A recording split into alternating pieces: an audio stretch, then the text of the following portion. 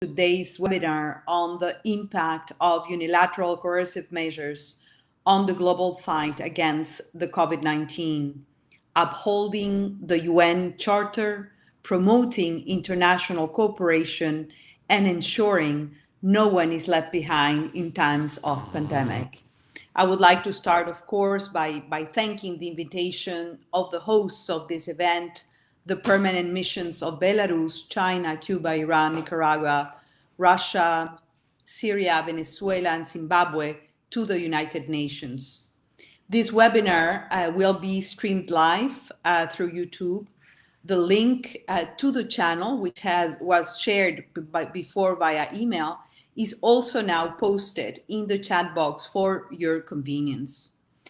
Additionally, as indicated in the technical note previously distributed for this event, this platform only allows us to have a total of 4 cameras displayed simultaneously.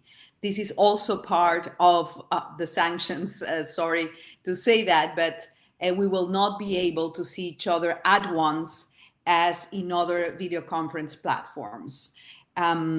Now, before we start, I would like to invite you all to participate in a survey and answer this very simple question. In the midst of a pandemic, should sanctions be lifted? So please feel free to submit your response. The results will be shared in the closing segment of this virtual event. So you must have that in front of your screens now. So we will, as mentioned, share the outcomes of the survey at the end of the event. So allow me now to start with very short opening remarks, because we have a dream team of speakers today. We know that the global health crisis arising from the COVID-19 pandemic is, with no doubt, the greatest public health emergency of our times, disrupting lives, livelihoods, economies. It has also emerged as the greatest economic crisis since the Great Depression of 1930, reversing development gains achieved over the past decades in many of our countries, exacerbating existing inequalities and vulnerabilities. The current global economic recession is certain to go far beyond 2020 for many of our countries, especially the global south. The current pandemic, although taking place at a time when multilateralism is at attack, provides also a unique opportunity for the international community to pursue a strong, efficient, and reinvigorated multilateral system with the UN at its epicenter. We need international cooperation and solidarity in the collective response to this global crisis. The Secretary General of the UN has clearly stated that, and I quote him, "More than ever before, we need solidarity, hope, and the political will to see this crisis through together."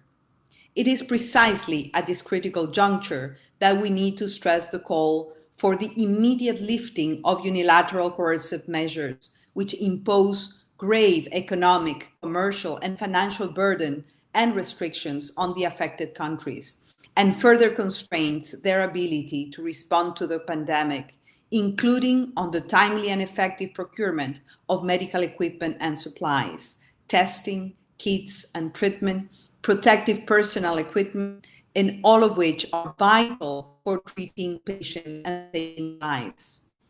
The international community must avoid the collapse of any country's healthcare and economic system as a result of the application of these unilateral measures.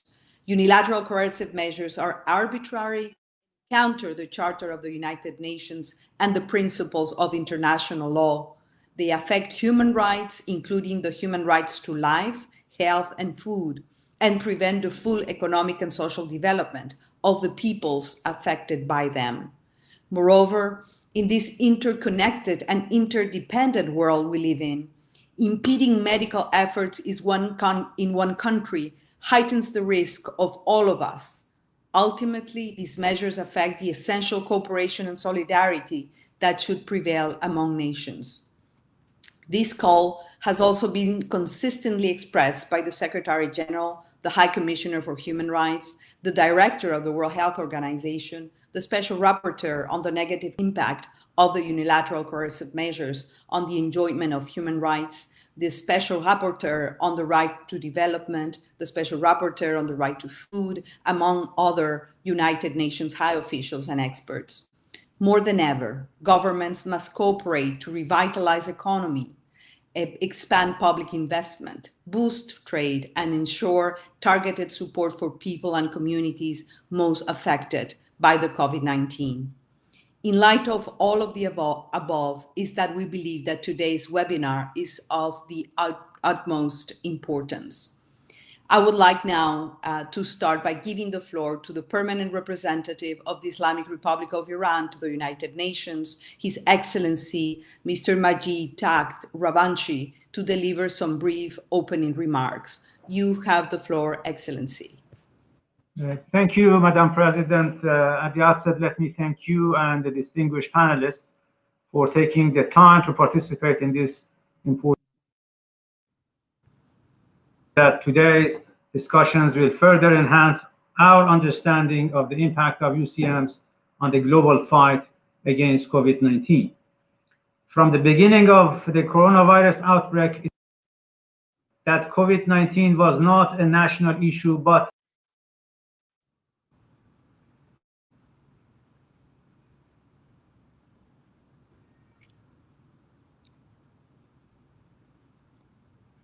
we have lost the ambassador of Iran. I think that we're having some technical problems with his sound and image.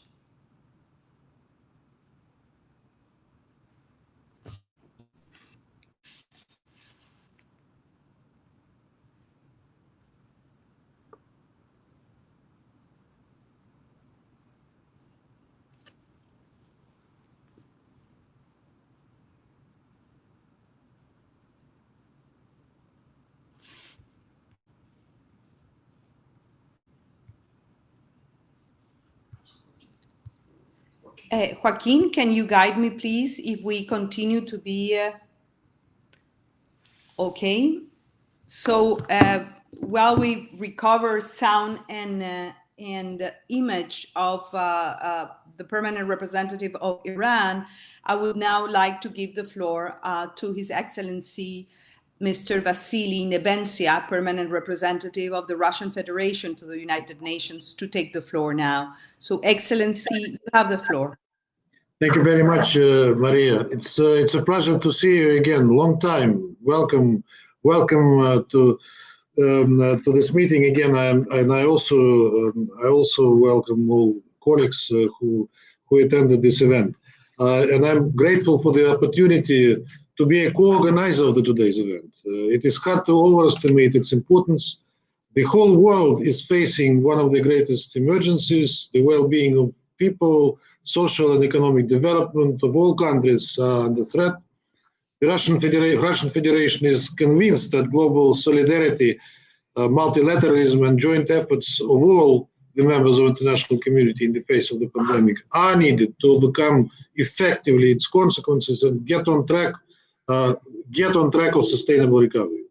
The particular focus of the effort should be to address the needs of developing countries, their ability to cope with COVID-19 consequences is limited, as we know. It is self-evident that unilateral coercive measures imposed without the sanctions of the Security Council are an additional burden on the developing countries, undermining their preparedness for the pandemic and the effectiveness of their response. That is why Russian Federation, together with like-minded governments, as well as multilateral institutions and independent politicians, economists, human rights and civil society activists, has been consistently calling to abolish such unlawful measures. This call is becoming even more important today when we see that these measures hinder access to essential healthcare services and safe, effective and affordable essential medicines, vaccines, personal protection equipment and food items. A number of Western countries appeal to increase donor base of the international development assistance to help developing countries. At the same time, they are imposing unilateral coercive measures against those countries which undermine their potential. Amid growing global economic crisis, unilateral, illegitimate and politically motivated restrictive measures are becoming increasingly extraterritorial, blocking access to financial resources and advanced technologies, including in healthcare. There is another significant adverse effect caused by such measures. Many operators are unwilling to engage in transactions related to a sanctioned country or individual, even if those are legitimate, the so-called overcompliance, for fear of accidentally violating the sanctions and related lack of economic incentives. These harmful measures are in violation of the UN Charter, including its fundamental principles of sovereign equality of states, non-interference in their internal affairs, and friendly cooperation. They also violate other obligations under international law, undermine the right of the states to development and their progress to achieve Agenda 2030, Sustainable Development Goals. Calls to seize unilateral coercive measures are becoming louder. We support recent appeals by the UN Secretary General, the UN High Commissioner for Human Rights, the UN Special Rapporteur on UCMs, the WHO Director General, the Secretary General UNCTAD, to name only a few in this regard. We must promote non-discriminatory approach in providing access to virtual UN events for all member states.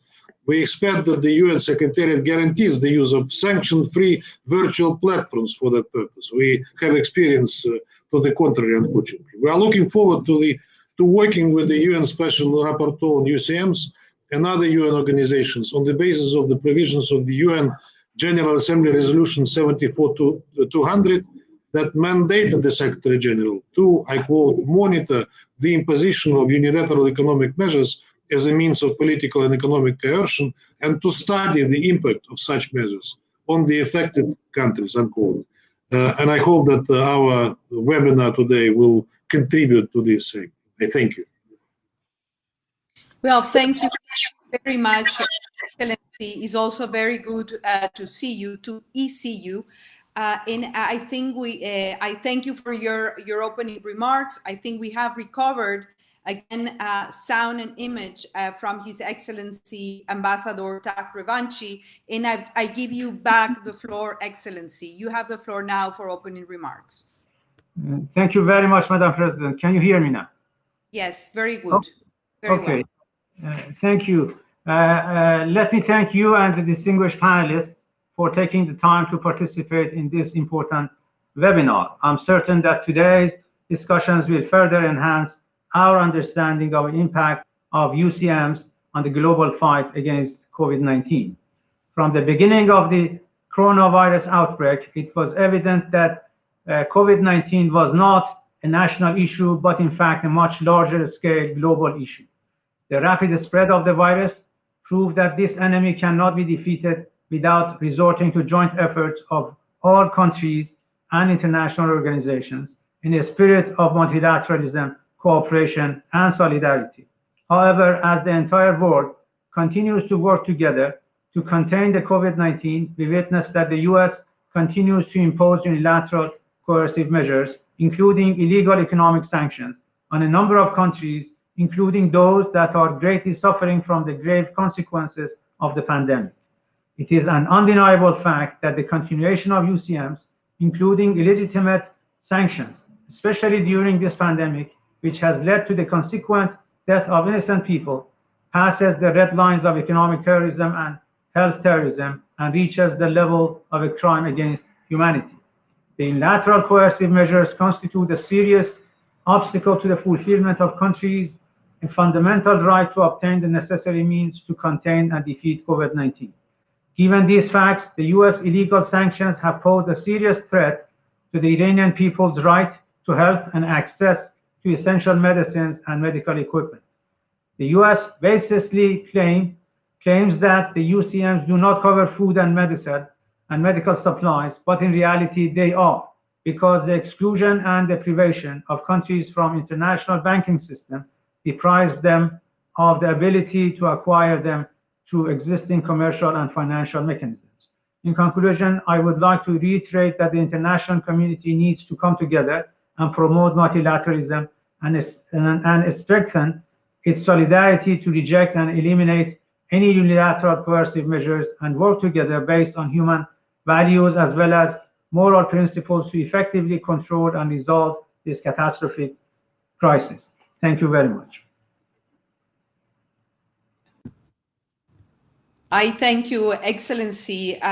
Thank you to the permanent representative of Iran to the United Nations. I immediately would like to give the floor to His Excellency Samuel Moncada, permanent representative of the United Republic of Venezuela to the United Nations, to take the floor. You have the floor, Excellency.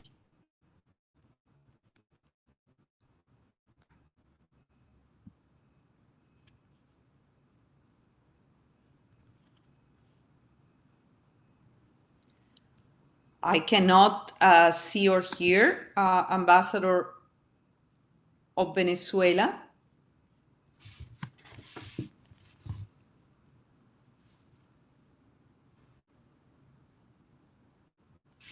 Well, so I think that perhaps we can continue now with the speakers until we. Okay, now I see Jeffrey Sachs on screen. Oh,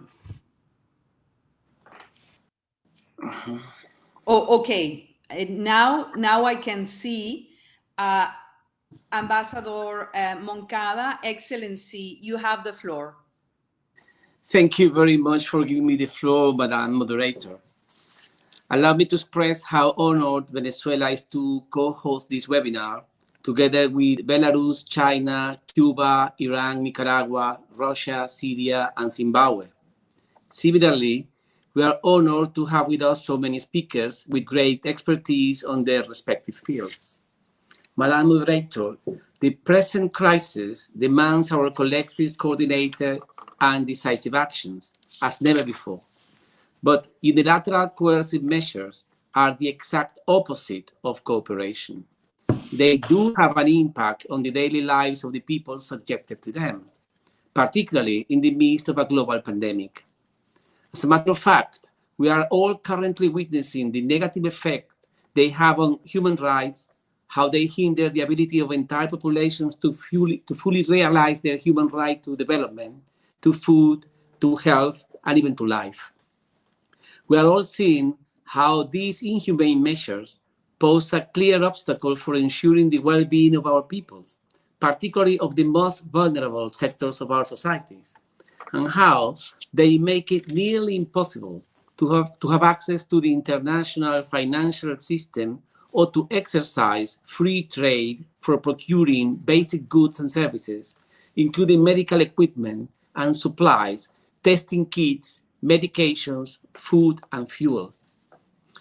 Unilateral coercive measures are illegal, and the UN General Assembly condemns them, especially when used as means of political and economic coercion against developing countries. Now, in times of pandemic, their application is far more reprehensible, as it aggravates the situation on the ground. A clear example of this is the fact that from the UN Secretary General to the Pope, from the President of the General Assembly to the UN High Commissioner of Human Rights and beyond, there is an increasing global cry for the immediate and complete lifting of the so-called sanctions. We live in an interconnected world, and in the midst of a pandemic, holding back medical efforts in a country through illegal application of these measures only magnify the risk for us all. Regrettably, their imposition continues in a systematic manner, with impunity, as they are being intensified against the dignity and life of one-third of mankind in 40 countries around the world, including Venezuela.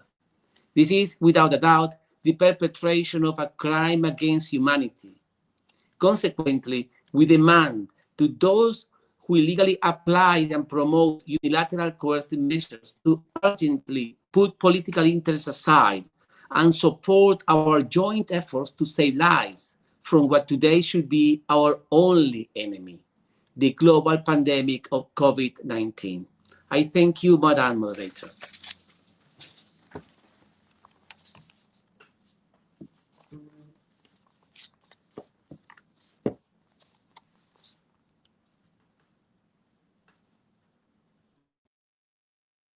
Your microphone is off. Madam Moderator, your microphone is off. You need to unmute.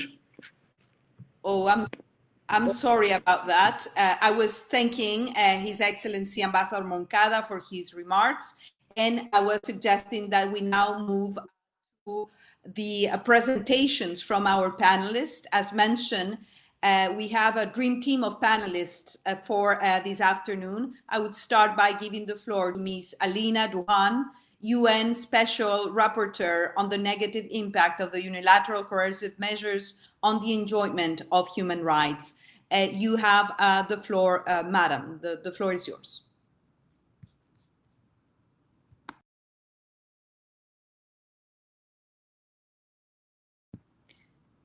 There is an audio problem with our panelists, so please make sure that you have.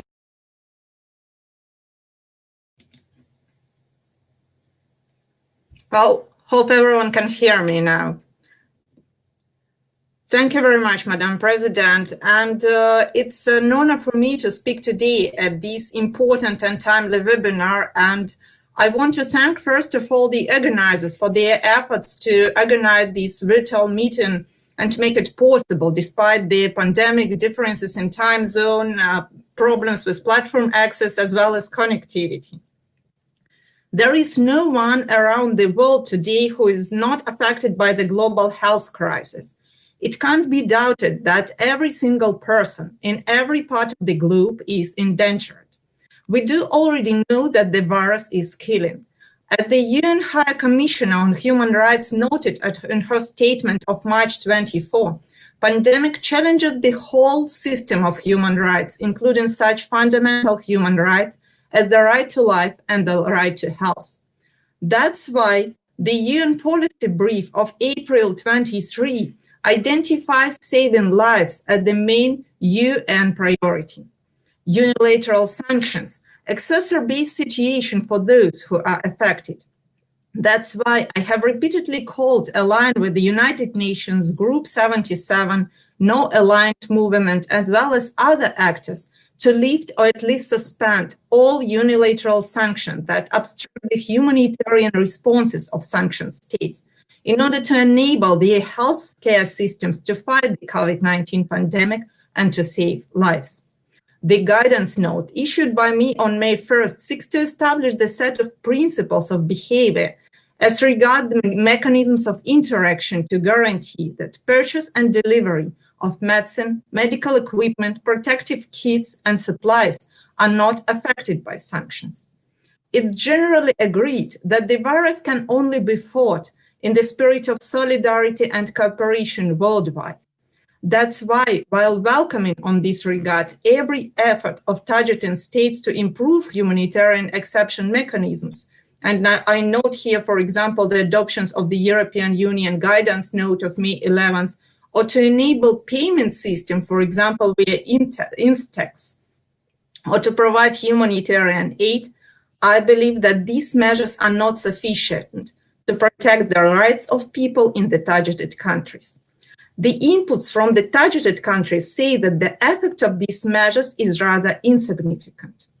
It brings me to the question that whether the international community has failed the test of solidarity and cooperation. When we speak about humanitarian concerns, it's necessary to remember that the virus does not discriminate, but people do.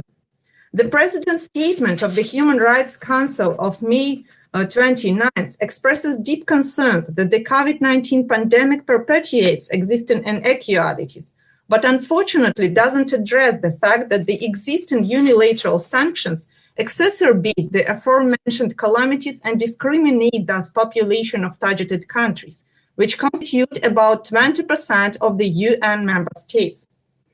I would like to cite here just a few, not all of them, really a few of practical examples on the point. In particular, Cuba sent around 29,000 doctors around the world to fight COVID-19, but was unable to receive masks, tests, ventilators, protective kits at the humanitarian aid in March, because the US-based Correa declined the order at the last minute on grounds that the regulation related to the blockade imposed against Cuba prevented it from fulfillment of the contract. Moreover, requests for emergency loans from International Monetary Fund and World Bank made by Iran, Cuba, Sudan, along with other 97 states to fight COVID-19 have been blocked by the United States. The Bank of England declined the request of Venezuela to defreeze even a part of the $1 billion in gold to fight the pandemic, even to be used by the UNDP for procurement of medicine and other humanitarian supplies. Syria is able to make 100 tests per day only because of barriers imposed by sanctions. It can't buy the US-produced software for medical equipment necessary to fight COVID-19. Nearly 300,000 of Afghans settled in Iran for dozens of years already have returned back from Iran since January 1st because of the worsening economic situation exacerbated by the pandemic. Online services are prevented to be used by actors from targeted countries, not only for trade, but rather for non-commercial activity.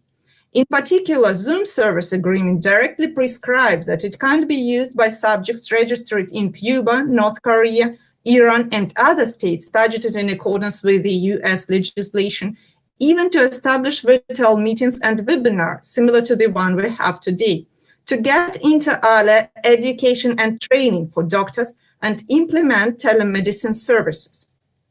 This challenging time provides the picturesque example that the very notion, grounds, purposes, targets, subjects, mechanism, and means of unilateral sanctions are drastically changing and expanding in the absence of consensus about their application and relevant legal grounds. The pandemic has clearly demonstrated how deadly unilateral sanctions can be. This dramatic challenge provides us with a good opportunity to recall what the world's cooperation, solidarity, legality mean, and to start looking for the consensus to establish the legal framework for any unilateral action. Every day brings us some new knowledge about the coronavirus, as well as about the impact of unilateral sanctions on human rights in the course of pandemic. As far as my report to the UN General Assembly will be devoted directly to this issue, I would use a chance to invite states, international organizations, and any representatives of civil society to submit information in accordance with the questionnaire on the webpage of the mandate. As far as the call for contributions is still open until June 15, and to thank those delegations and organizations which have already forwarded their inputs. I believe that it's a good chance for those who are concerned to be heard. Thank you very much, Madam President. Well, I have to thank you. Thank you very much, Madam Lujan, for not only for your statement, but for the work that you are doing of high quality and a very thorough work. I now give the floor. I have the pleasure to give the floor to Professor Jeffrey Sachs, Director of the Center for Sustainable Development at Columbia University, CSDN. You have the floor, Excellency. It's great to see you. ECU. You have the floor. Thank you very much, and Madam President, it is wonderful to see you, and thank you for presiding over such an important meeting today. We're dealing with policies of great cruelty. This, I think, is very clear. Unfortunately, we're dealing with a leadership in the United States of great cruelty. So the moral complaints are going to fall on deaf ears. You see, even inside the United States, we have 107,000 deaths now. We have a president who does not care about American deaths. So he will not care about the deaths of countries that are online today. We have a president who has done the shocking act beyond barbarity of cutting off funding for the World Health Organization at the height of the worst global pandemic in a century. It is absolutely unimaginable, in fact. We have a president who shot protesters in front of the White House with rubber bullets and tear gas so that he could show how tough he is to walk across the street. In other words, we're dealing with a kind of vulgarity that we have not experienced in US political leadership. And that's saying a lot, unfortunately, because there's been very many instances of bad leadership, but we have never experienced what we are experiencing with Trump and this administration. So I think that it is very clear that we're not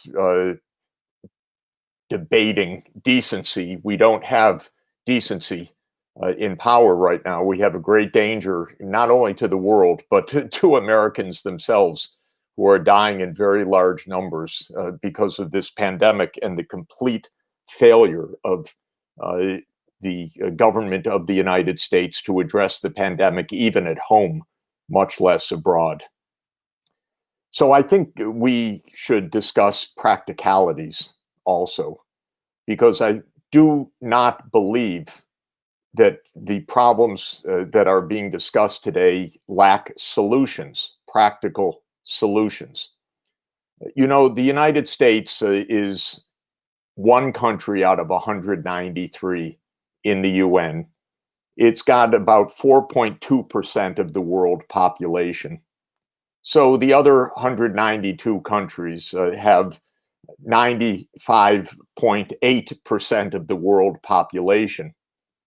And when we're talking about unilateral coercive measures, we're talking about the US, which is a small part of the world, after all. Even the US economy at this point is about 14% of the world economy, measured in purchasing power terms. So I would say that 85% or more of the world economy is outside of the US unilateralism. So it is very peculiar that one country, led by a very unstable, psychologically unstable person, should be dictating the ability of Iran to get medical supplies, or Cuba to get personal protective equipment, or Venezuela to be able to secure hospital equipment. It just does not make sense that this should even be practically possible. We're not really talking about the US sanctions per se. They're going to persist as long as Trump is there. We're talking about the extraterritoriality of the US sanctions, the fact that other countries follow along. My thesis is that most of the world does not want to follow along these rather barbaric policies, these cruel policies. Most of the world does not admire the cruelty of the US leadership. The reason countries follow along is that they fear the financial sanctions, the sting of the United States. If a transaction then is deemed to be in violation of these extraterritorial sanctions, and so the company gets punished, even if it's a French company or an Italian company or a German company or a Chinese company and so forth. This is the real issue that we're talking about, not the US sanctions. Those are cruel, nasty, and not going away. But it is the extraterritoriality that is rather extraordinary. Now, where does this come from? It basically comes from the US dollar in the international banking system, that most transactions still are cleared in US dollars. And therefore, there is some indirect claim banks won't handle these transactions. Companies that have the US market are scared of retaliation. the U.S. has even called for extradition of CEOs of companies that violated U.S. extraterritorial sanctions. And Canada, shockingly, arrested one of these CEOs on the basis of this extraterritorial claim. But what I do recommend as a very practical matter is to create new entities, not dealing in dollars, but dealing in renminbi, in rubles, in euros, that are not tied to U.S. companies or U.S. banks, and that can clear transactions with Venezuela or Iran or other countries under U.S. unilateral sanction. I'm not talking about UN-approved sanctions. I'm talking about single U.S. sanctions, so that these entities are not subject to loss of the U.S. market because they don't care about the U.S. market. They're not desiring the U.S. market. They're created to avoid the U.S. market. So I think what is really needed, in addition to the expressions of dismay, which obviously I share in every way, is practicalities, so that a country that is 4% of the world and 14 to 15% of the world economy does not dictate for the other 96% of the world population decisions about what should be made. But this requires building some not such complex institutions, by the way. And we have international currencies. We have ways to make settlements outside of dollars that don't have to clear through U.S. banks. And so I'd be very happy as a specialist in international finance to brainstorm on how this can be done, because the prerogative of the dollar should be based on honesty, trust, and obeying international law. The role of the dollar should not be the occasion of naked power. It should not be the instrument of naked power. The reason that the dollar became a currency of settlement and a currency of payment was the size and stability and role of the U.S. economy, not naked power. And it now, with the U.S. much shrunken in global role, there still is a legacy of clearing in dollars, and the U.S. controls SWIFT, in effect, the bank payment system. But it's not so hard to work around this. It really is not some fundamental obstacle. And even if it is state-to-state management, after all, most of Venezuela's exports are oil, and oil is a global commodity that can be traded, and similarly with Iran.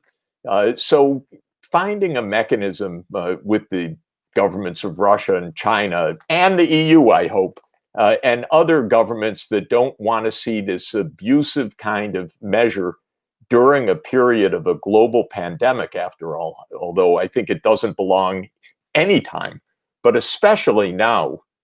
It seems to me that this should really be a very practical matter of finding a new institutional way to clear payments or to make trades that do not depend on the reach of the U.S. Banking system. And I do not see any fundamental obstacles in trading oil for many, many things in this world through new institutional mechanisms. I would also say, of course, let us use diplomatic means to express the outrage, the violation of international law. I would hope that this would go to the Security Council, and when it is vetoed in the Security Council, to take it to the General Assembly under Uniting for Peace resolution, because this kind of abuse should be decided by the whole body of the United Nations, and we have a mechanism for the world as a whole to speak. And at the height of a pandemic, which is extraordinarily serious, the world should speak with one voice but one. I'm not too optimistic about the voice of the United States until we solve this, but I am in belief that almost the rest of the world, except for a few countries that the U.S. will terrify, will speak with the voice of decency. So those are the short remarks that I wanted to share, and I very much appreciate the chance to share them with you and to, if in any way, be helpful at the practicalities of getting trade going that just obviates the U.S. banking system. Thank you. Well, thank you. Thank you very much indeed, Professor Sachs, and also for your metaphor, which is very well taken as UCMs as policies of great cruelty, but also in offering very practical outlets, starting by a new system of payments, international payments for trade, and of course the diplomatic front that we should not abandon. Thank you so much for your remarks, Professor Sachs. We will get back to you later also for questions, answers, and closing remarks. I now have the privilege to give the floor to Dr. Richard Kozel-Wright, Director of the Globalization and Development Strategies Division at UNCTAD. So you have the floor, Dr. Kozel-Wright. It's also, I'm delighted to see you, to ECU. So you have the floor.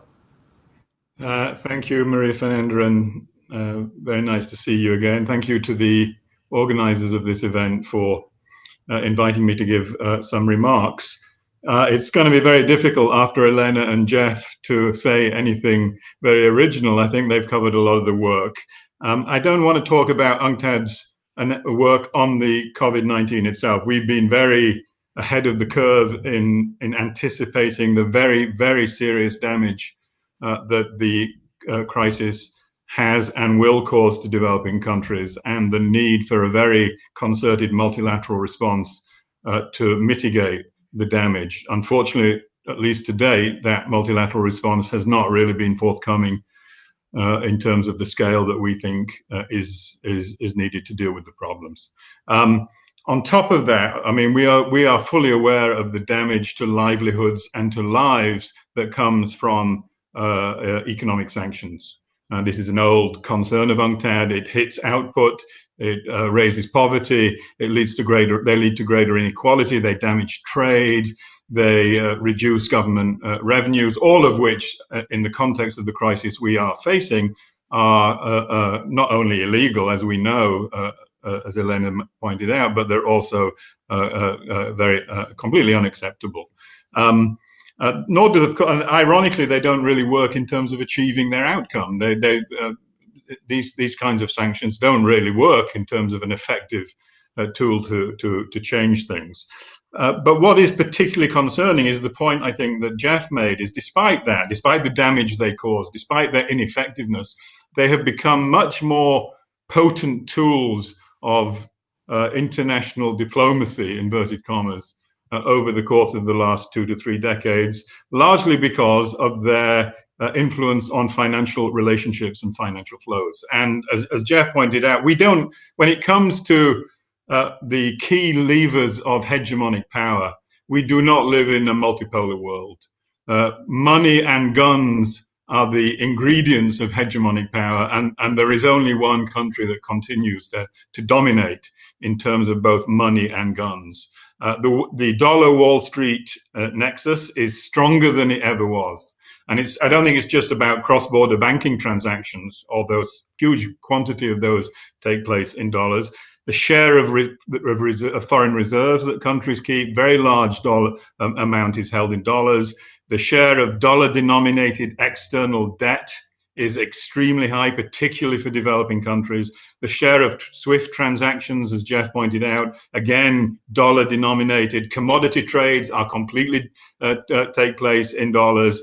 And of course, at the end of the day, the United States has veto power in the IMF as well. So, I mean, the hold that the dollar Wall Street nexus has over the international economy is extremely powerful, and it's because of that financial institutions become de facto enforcers of the sanctions of a single country, given that the threat of being classified as a violator leads to financial and reputational risk, and these organizations do not want to lose the opportunities that they have in this dollarized world. I agree with Jeff that there's got to be alternatives. UNCTAD has long held out that South-South cooperation offers alternatives to circumvent some of these relationships. And it is true that over the last 2 decades, certainly in the area of finance, new South-South financial relationships, the rise of the New Development Bank, the Asian Infrastructure Investment Bank, a number of the Chiang Mai Initiative. There's a skeletal there of opportunities to build on, I think, as Jeff suggested, to circumvent that. But I don't think we should underestimate the power of this Wall Street dollar nexus and the importance, if we are to recover multilateralism, to find alternatives to that. I think, at least in the work we've done in UNCTAD, this is critical. I think it's also important to emphasize that the use of unilateral sanctions is clearly a threat to multilateralism at the moment that we need more multilateralism. And it essentially undermines the 2 fundamental pillars of any governance structure. It undermines the sense of justice, and it undermines the sense of trust.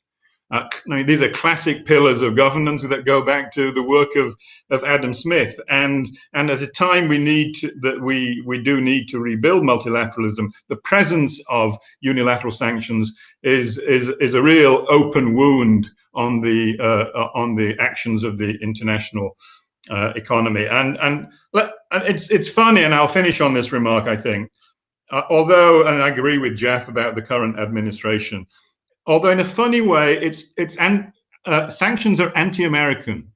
That's a funny thing. When you look at the people who designed the original multilateral system, people like Morgenthau, the US Treasury Secretary at the time of Bretton Woods, they were very overtly opposed to the use of bullying, what they called bullying in international economic affairs, which they understood would have damaging consequences for the workings of a effective and efficient multilateral system. So in a funny way, let me just read a quote. I'll read a quote from Morgenthau, actually, by way of concluding. When Morgenthau had to defend the Bretton Woods Agreement to the US House at the Banking and Currency Committee, what I think is now the Financial Services Committee in the US Senate. And he went there to defend it because he thought this was rightly a big step forward for international cooperation and coordination.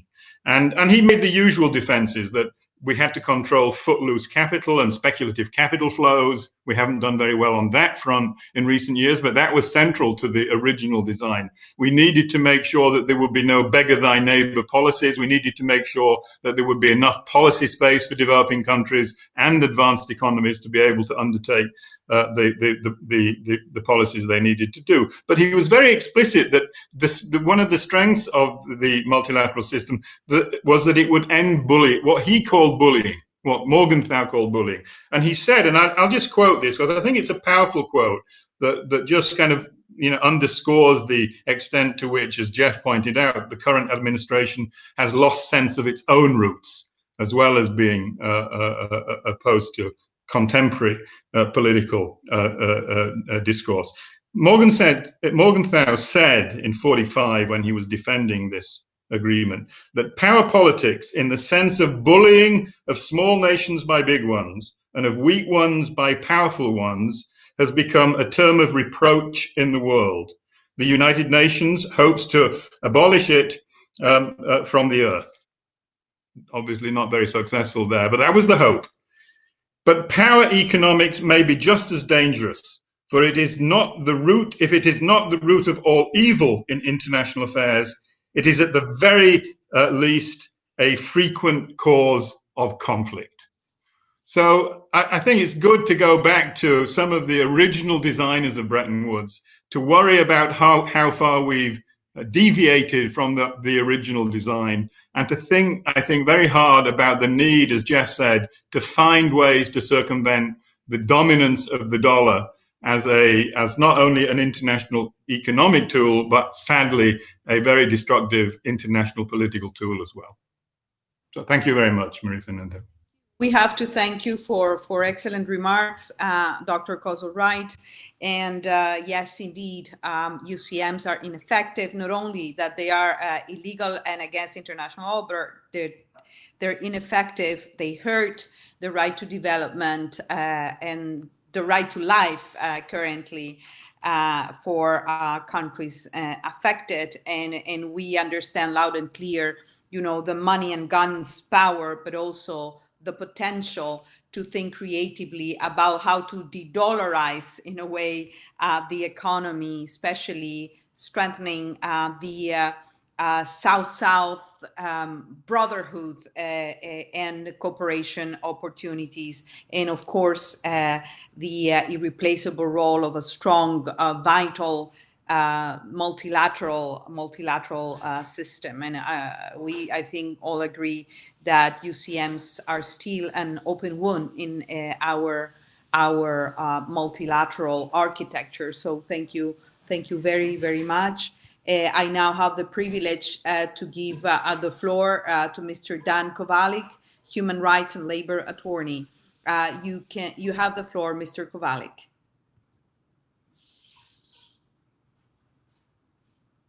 You have your microphone is muted, so please unmute your microphone. Thank you.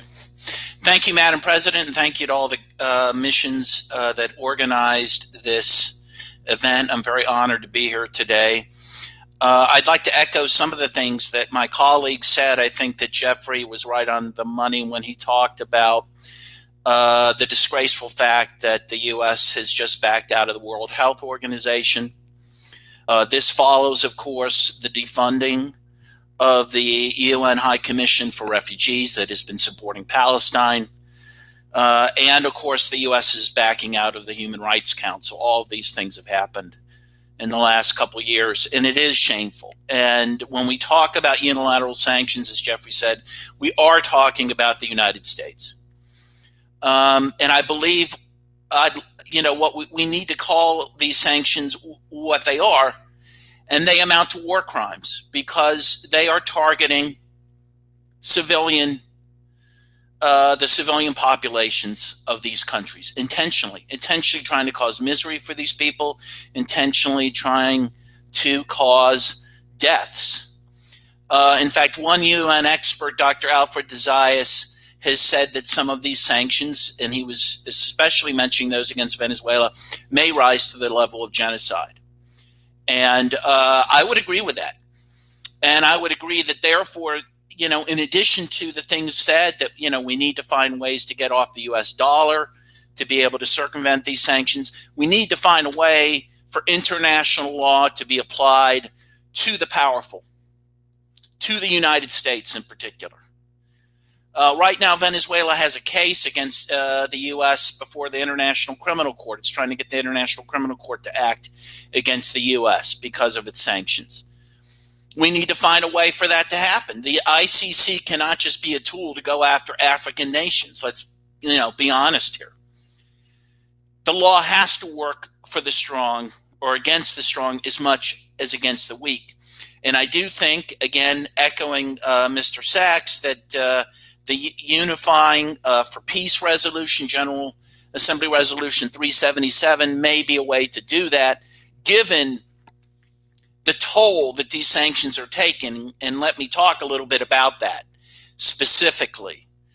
And by the way, I also want to mention some of these sanctions, and some of the most deadly ones happen to be also UN sanctions. And I think we need to be very upfront about that, particularly those that are being imposed against the Democratic People's Republic of Korea and have been in place since 2016. Those are particularly deadly sanctions.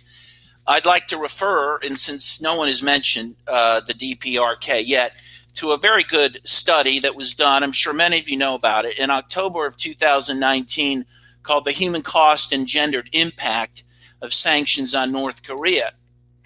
And they mentioned that both the U.S. sanctions and the UN sanctions are putting millions of people in North Korea at grave risk, including an estimated 9.7 million people in the DPRK who do not have access to safely managed drinking water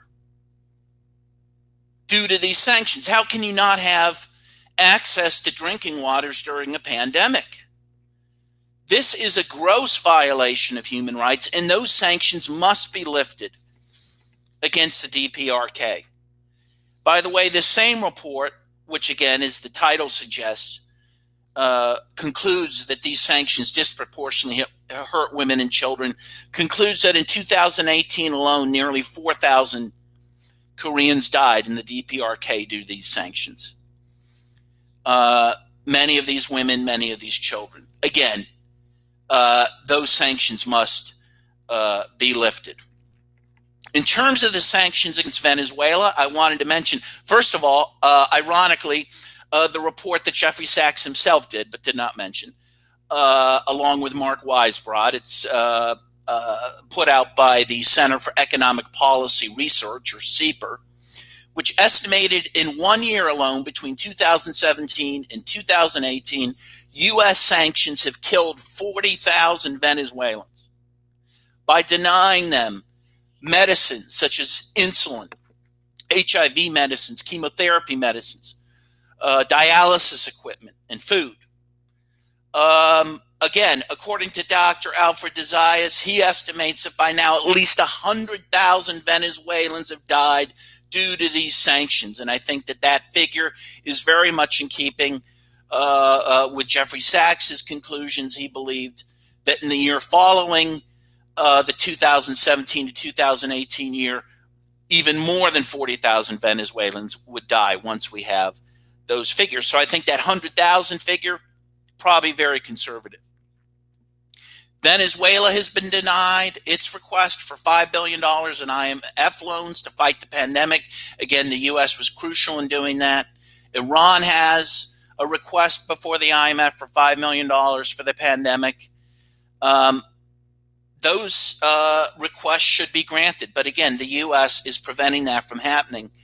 In Venezuela, also, it needs to be pointed out that right now millions of people are being denied access to water as well in Venezuela due to the sanctions. And why? Because the pumps that they rely on to pump the water, they cannot get replacement parts for because of the sanctions. They are also, of course, being denied the ability to convert oil into gasoline, and they power a lot of their water supply with gasoline. So again, during a pandemic, you have millions of people in Venezuela, millions of people in Korea who cannot get access to fresh water when we're telling everyone to wash their hands. It's quite incredible. Meanwhile, we also, again, it was mentioned, I forget by whom, that, right now the United Kingdom, the Bank of England, has $1.5 billion, actually, with the increase in gold during this pandemic. It's probably now worth about $3 billion of gold, Venezuelan gold reserves that it will not give back to Venezuela to deal with this pandemic. And what we're talking about in terms of these sanctions, frankly, just becomes nothing but old-time imperial theft. The U.S. seized Citgo from Venezuela. That was Venezuela's single largest source of revenue. It just stole it and seized billions of dollars from Venezuela. That Citgo's now gone. It's being sold to a Canadian mining company. This type of lawless activity just simply cannot be permitted. The UN needs to find a way to hold the U.S. accountable for these actions through the International Criminal Court, through the Uniting for Peace General Assembly Resolution 377. I just want to mention a couple other facts that need to be pointed out in terms of Iran, for example, which, by the way, I applaud Iran for evading the U.S. blockade and sending important fuel to Venezuela. That was a great act of solidarity. But meanwhile, Iran is suffering greatly due to U.S. imposed sanctions. It is estimated that possibly between 250,000 and 500,000 Iranians will die from the virus in the next 5 months, possibly as many as 1.5 million Iranians. And again, many of these deaths are preventable, but will occur because of the sanctions, which are preventing Iran from receiving ventilator equipment and increasing its intensive care capacity. I have to mention Nicaragua, which is under the very strict financial sanctions imposed under the NICA Act, which is preventing Nicaragua from obtaining important financial support. Financial support, which, by the way, the World Court or the World Bank and IMF said Nicaragua have been using for important social programs, for fighting poverty, for fighting extreme poverty, and now Nicaragua is being denied that.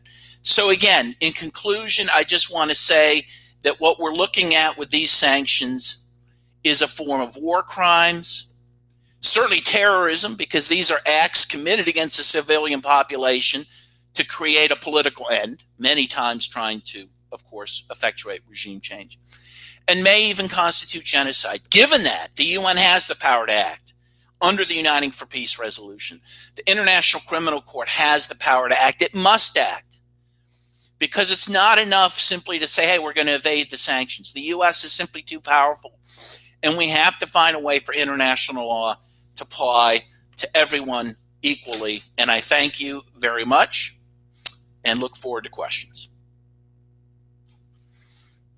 Well, thank you, Dr. Kovalik, for your statement, for mentioning, that UCMs can be seen as war crimes, since they target innocent civilians. They have caused thousands of deaths in the countries affected, and that we should use international architecture that we have in hand, such as the ICC and Resolution 377, Uniting for Peace, to bring this under the consideration of the General Assembly.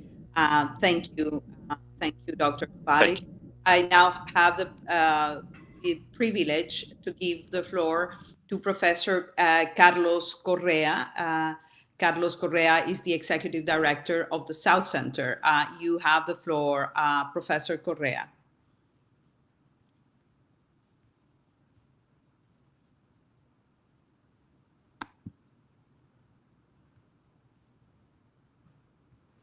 So apparently we have some technical problems with Professor Correa, or shall we?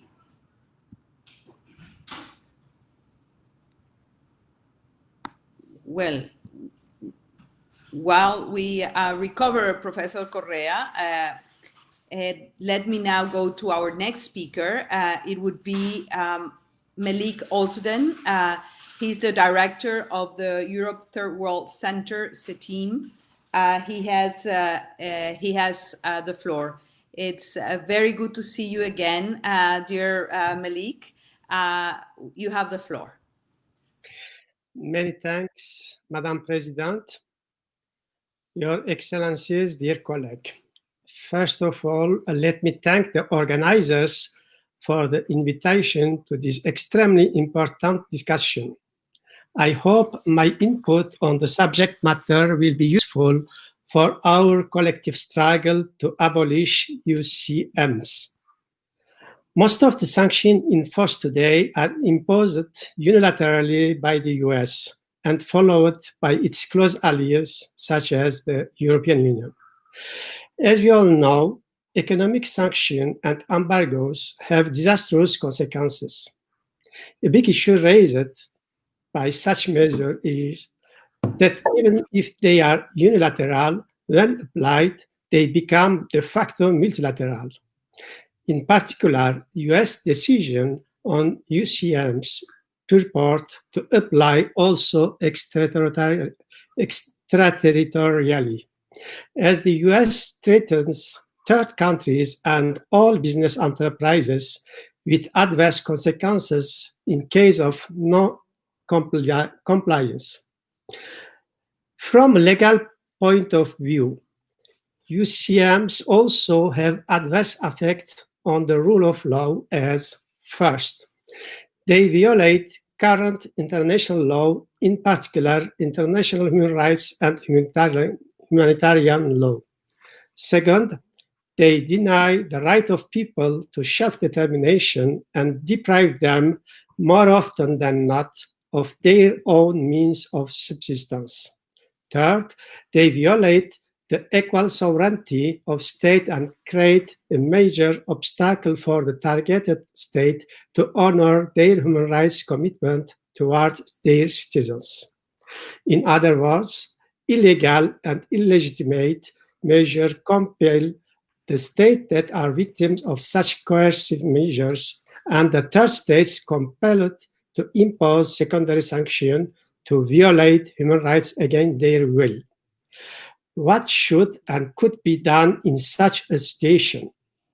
First of all, the former and late Special Rapporteur on UCMs called for the drafting of a UN declaration on this issue, which, among many other measures, would reserve to the Security Council the exclusive right to impose such measures and calls for the early removal of all existing ones.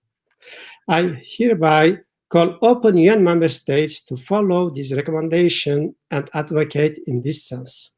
Secondly, the UN General Assembly could refer specific case to the International Court of Justice for an advisory opinion. States victims of UCMs and third states concerned could also refer the matter to this court, as Iran did 2 years ago. Furthermore, states and their populations victims of UCMs and third states concerned individually or collectively can submit complaint to the UN treaty bodies for no compliance with international human rights law. Moreover, as stated recently by Professor de Zayas, UCMs entail civil and criminal responsibility, and as such, the International Criminal Court must condemn those practices as crime against humanity under Article 7 of the Rome Statute. Additionally, individually and collectively, states could also take action at the national and regional levels. They can adopt national laws such as blocking statutes and common positions in regional fora prohibiting UCMs. They can also cooperate with states victims of UCMs so as to loosen the stranglehold of the blockade and alleviate the suffering of the victimized populations. Solidarity acts taken by some states during the corona crisis provide examples to this effect. Of course, it takes courage and political will on the part of states to show such solidarity. However, we are well aware that the success of these steps will not be enough in itself. The big question is how to ensure that the world's big powers respect the decision of the UN bodies condemning UCMs. As we all know, the US is using and ignoring international law as it pleases. For some years now, the US have been attacking the international multilateral system, especially the UN and its special agencies, with the aim to destroy it because they are not under its total control. During the pandemic, it has attacked the World Health Organization and blocked the supply of medicines and medical equipment for the countries under UCMs. This situation is highly problematic, not only for the public health policy, but also for the promotion of international cooperation in good faith. This is why, despite this major difficulty, it's worth taking the steps mentioned above to demonstrate the illegality of UCMs and to strengthen respect for legality of the international level. The member states of the UN must defend the multilateral system and fight not only the US attacks against it, but also the private interest capture. Madam President, good to see you. Your Excellency, dear colleague, I thank you for your attention. Well, we thank you. We thank you for a very comprehensive statement. Malik Olsen, Director of the Europe Third World Center, CETIM, and thank you for reminding us all the tools that we have in hand, not only the special procedures, but the International Court of Justice, the UN General Assembly, and the Uniting for Peace resolution, and we can take, all these instruments together with international solidarity, advocacy, stronger South-South cooperation mechanisms to face UCMs. So thank you very much, Mr. Olsen. It was great to see you again. Now we have with us Professor Carlos Correa. It's such a delight to see you, Professor Correa. He's the Executive Director of the South Center and does not need further introduction. It is a privilege to have you among us this morning. You have the floor, Professor Correa. Thank you very much, Maria Fernanda. It's nice to see you again virtually. Thank you very much for inviting the South Center to participate in this important webinar on such an important issue. Let me start by telling a short story. The South Center submits every year to the Secretary General of the United Nations a report in relation to the resolution which is adopted also every year. It has been this for 28 years in relation to the US embargo against Cuba. This was done in March. Actually focus on the issue of access by the Cuban citizens to medical equipment and medicines. And then this report indicates that MediCuba, which is the company that deals with exportation and importation of these products in Cuba, requested 50 US companies to supply inputs for biotech developments, to supply drugs for fighting cancer, to supply equipment. And then most of these companies just did not reply. And a few of them just said, we are not authorized to sell. So this was the situation pre-COVID-19. Of course, this situation is very much enhanced, as it was mentioned before by Professor Jeffrey Sachs, due to the extraterritorial application of US law, which means that not only companies which are located they are unable or unwilling to provide to Cuba and other countries in a situation in which they are suffering these unilateral coercive measures, but this also applies to companies from other jurisdictions, which is an issue that really is such a major violation to international law. This has already been mentioned. But then this situation explains what happened before COVID-19. COVID-19 has only exacerbated this problem because it's not only that it has been,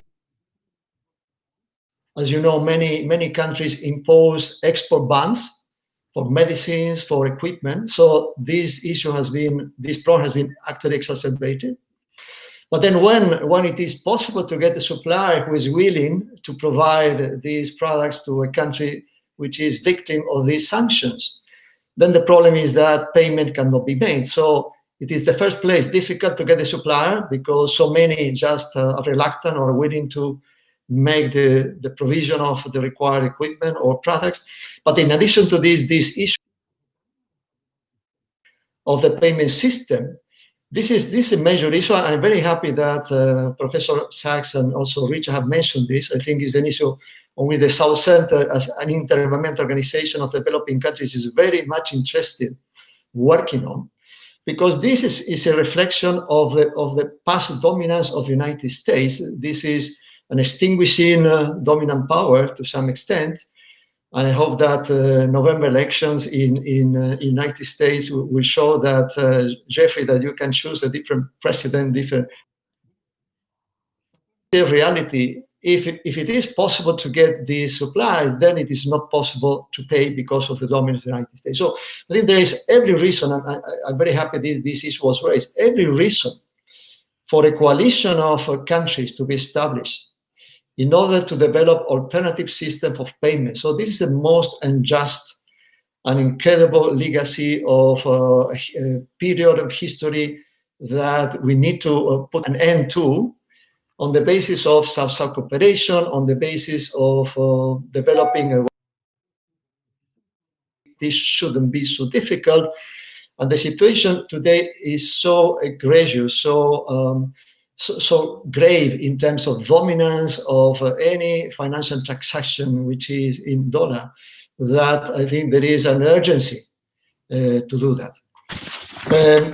So let me just then agree with all the comments which were made about the violation of international law by these unilateral coercive measures. There is no doubt about this. So many principles.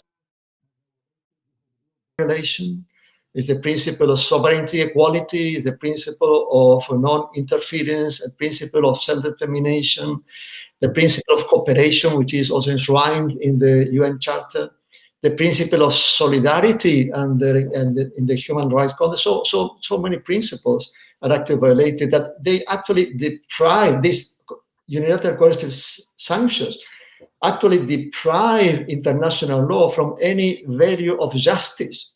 So how can we train our young lawyers and professionals and convince them that international law is based on principles of justice when these unilateral measures are allowed? And then there are some conversations going on about a moratorium, about some mitigation of unilateral coercive measures on the basis of caps, for instance, to the measures, on the basis of widening exceptions, in particular for humanitarian aid, on the basis of selective delisting. But if this is under emphasize that this should not, in any case, implicitly or explicitly, mean a recognition of the legitimacy of these measures, which are fully illegal under the international system. So these conversations may be helpful to mitigate this very negative, brutal impact of COVID-19. But in our opinion, in no case, this should mean that the legitimacy of these measures is recognized. So these measures are not only illegal, illegitimate, they are foolish. Because it's quite clear, it was already said, that this pandemic is a global problem. So you need a global solution. So if you are able to treat people in a large part of the world, but you are not able to treat people in the countries which are victims of the measure, which represent 1/3 of the global population, the pandemic will not go, will be there. So it is foolish, really, to think that you can keep these measures in such a way that you do not provide prevention or treatment to people who are suffering that. So this is a requirement for the world as a whole to find the solution. It has been stated in so many places by the UN Secretary General, who has talked on the concept of global public goods for technologies relating to COVID-19. So it's a very important concept that we need to implement in a serious manner. But this means that those who are pushing for these policies do not understand actually the characteristic of depriving the World Health Organization of support today, as it was mentioned. They're just negating the very importance of an international organization to deal with this, which should be empowered, should be strengthened at this time, not weakened, as it seems to be, as is clear, the objective of the United States government. So just to conclude, let me express also the recognition of the South Center for the work which is being done by the Special Rapporteur on unilateral coercive measures, although she has time. She has done a lot of very important work, and the South Center is very much interested and really committed to continue working on this area. And we are interested in connecting more and participating more in these activities. By the way, I should mention that the former special rapporteur on this issue, Ambassador Idris Jazairi, was one of the distinguished members of the board of the South Center. So the South Center has known about this issue, and then we are very much interested in cooperating. And there is this question. I really support also the idea a UN declaration is necessary. And in fact, Ambassador Jazairi worked on a draft declaration on unilateral coercive measures and the rule of law. So the title itself is very telling. But in addition to this, we really need to take very practical measures in order to prevent these measures to harm the countries and such a big part of the population as they do today. Thank you very much for this opportunity, Maria Fernanda. Well, we have to thank you, Professor Correa, not only for your thought-provoking remarks, but for the incredible work that the South Center is doing and has done in the past with the reports to the Secretary General regarding the blockade against Cuba, but also for strengthening, the idea of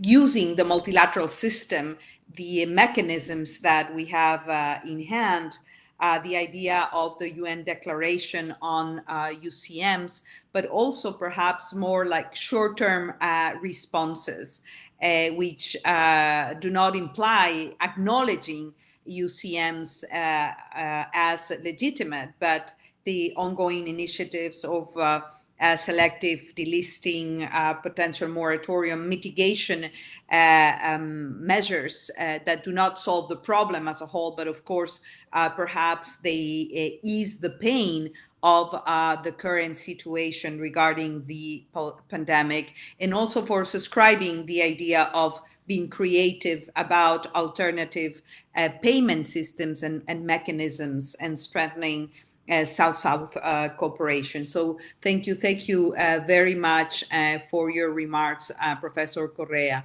The floor, I have to say that we are running a little bit, out of time. The floor is open for questions and comments. And given the time constraints, delegations that will be delivering their remarks may wish to limit their statements to 3 minutes. Those interested in posing questions to the panelists can either type them directly in the chat box or signal their intention to take the floor. And please remember to indicate your delegation and title. If you're actually taking the floor, you will be signaled on when to activate your camera or microphone so you can participate in the segment of the webinar. I now have the privilege to give the floor to His Excellency Paul Alquist Kelly, Minister and Private Secretary of National Policies of the Republic of Nicaragua. Excellency Paul Alquist Kelly, you have the floor. Madam President, un gran abrazo. In 2020, all of the states of the world simultaneously. We have Minister Alquist. We have a sound problem. I think that you need to raise the volume, because we have difficulties hearing you. Madam President, un gran abrazo. In 2020, all of the states of the world simultaneously confront the COVID-19 pandemic, inequality, the Great Depression 2020, and instability. Not all, but a growing number of states also suffer additionally from illegal unilateral coercive measures. The COVID-19 pandemic has caused a public health crisis and a crisis in healthcare systems while generating global viral fear. Growing inequality in 2020 is illustrated by Jeff Bezos of Amazon earning $29 billion in 3 months, while 40 million U.S. workers became unemployed in the same 3 months. The Great Depression 2020 began in the United States when 25% of the labor force became unemployed and the middle class of small businesses massively went bankrupt. They cannot pay their rent or mortgage, causing a housing crisis, or the minimum payment of your overextended credit cards or car payments, causing a financial crisis, while politicians seeking solutions to spending can generate fiscal and monetary crises. The instability is also visible in the United States. African Americans had an unemployment rate of 6% in February, while in April it rose to 16.7%. Confidence in the future is at rock bottom. The centuries-long and periodic killing of blacks by authorities has become unbearable, as is the institutionalized racism of police, prosecutors, coroners, judges, juries, wardens. Systematic injustice. The countries of the world do not submit to U.S. impositions, that self-determine their economic, social, political, and cultural systems, and that defend their sovereignty and independence, as well as rule-based multilateralism, equality of states, and non-interference in internal affairs, are also victims of systemic injustice. The legal measures affect their capacity to achieve the Sustainable Development Goals and the Agenda 2030. The IPCC goal of a zero net emission society by 2050, and to deal with the COVID-19 pandemic. The countries affected have population of over 2 billion people, with the poor, women, children, and minorities being the most affected, as always. The 6th stage of imperialism, full-spectrum dominance, includes illegal unilateral coercive measures. The United States applies them with the aggravating circumstances of claiming extraterritoriality for which laws and administrative measures without judicial recourse, or not recognizing international law in its own legal system. Imperial arrogance goes so far as to criminalize third parties for not abiding by their illegal measures. By refusing to lift or even to suspend its illegal measures during the COVID-19 pandemic, as UN Secretary General Antonio Guterres has demanded, by this, the aggression against our people is raised to the category described in the Statute of the International Criminal Court, Article 7, Paragraph 1, Little K, which reads, and I quote, other inhumane acts of a similar character intentionally causing great or suffering or serious injury to body or to mental and physical health. End of quote. This is a literal of the legal definition of crimes against humanity. Thank you very much, Madam President. Thank you very much, Minister Alquist-Kelly, for your remarks. Thank you for bringing, refreshing our memories, for bringing history to this conversation, so we don't make the same mistakes, but also for reiterating the fact that UCMs can be seen as a war crime and should be dealt with using the mechanisms established by the International Court of Justice and the multilateral architecture. So thank you very much, Minister Paul Alquist-Kelly from Nicaragua. I would like now to give the floor to Ms. Petronella Nyagura, a Deputy Permanent Representative of the Republic of Zimbabwe to the United Nations. You have the floor, Excellency.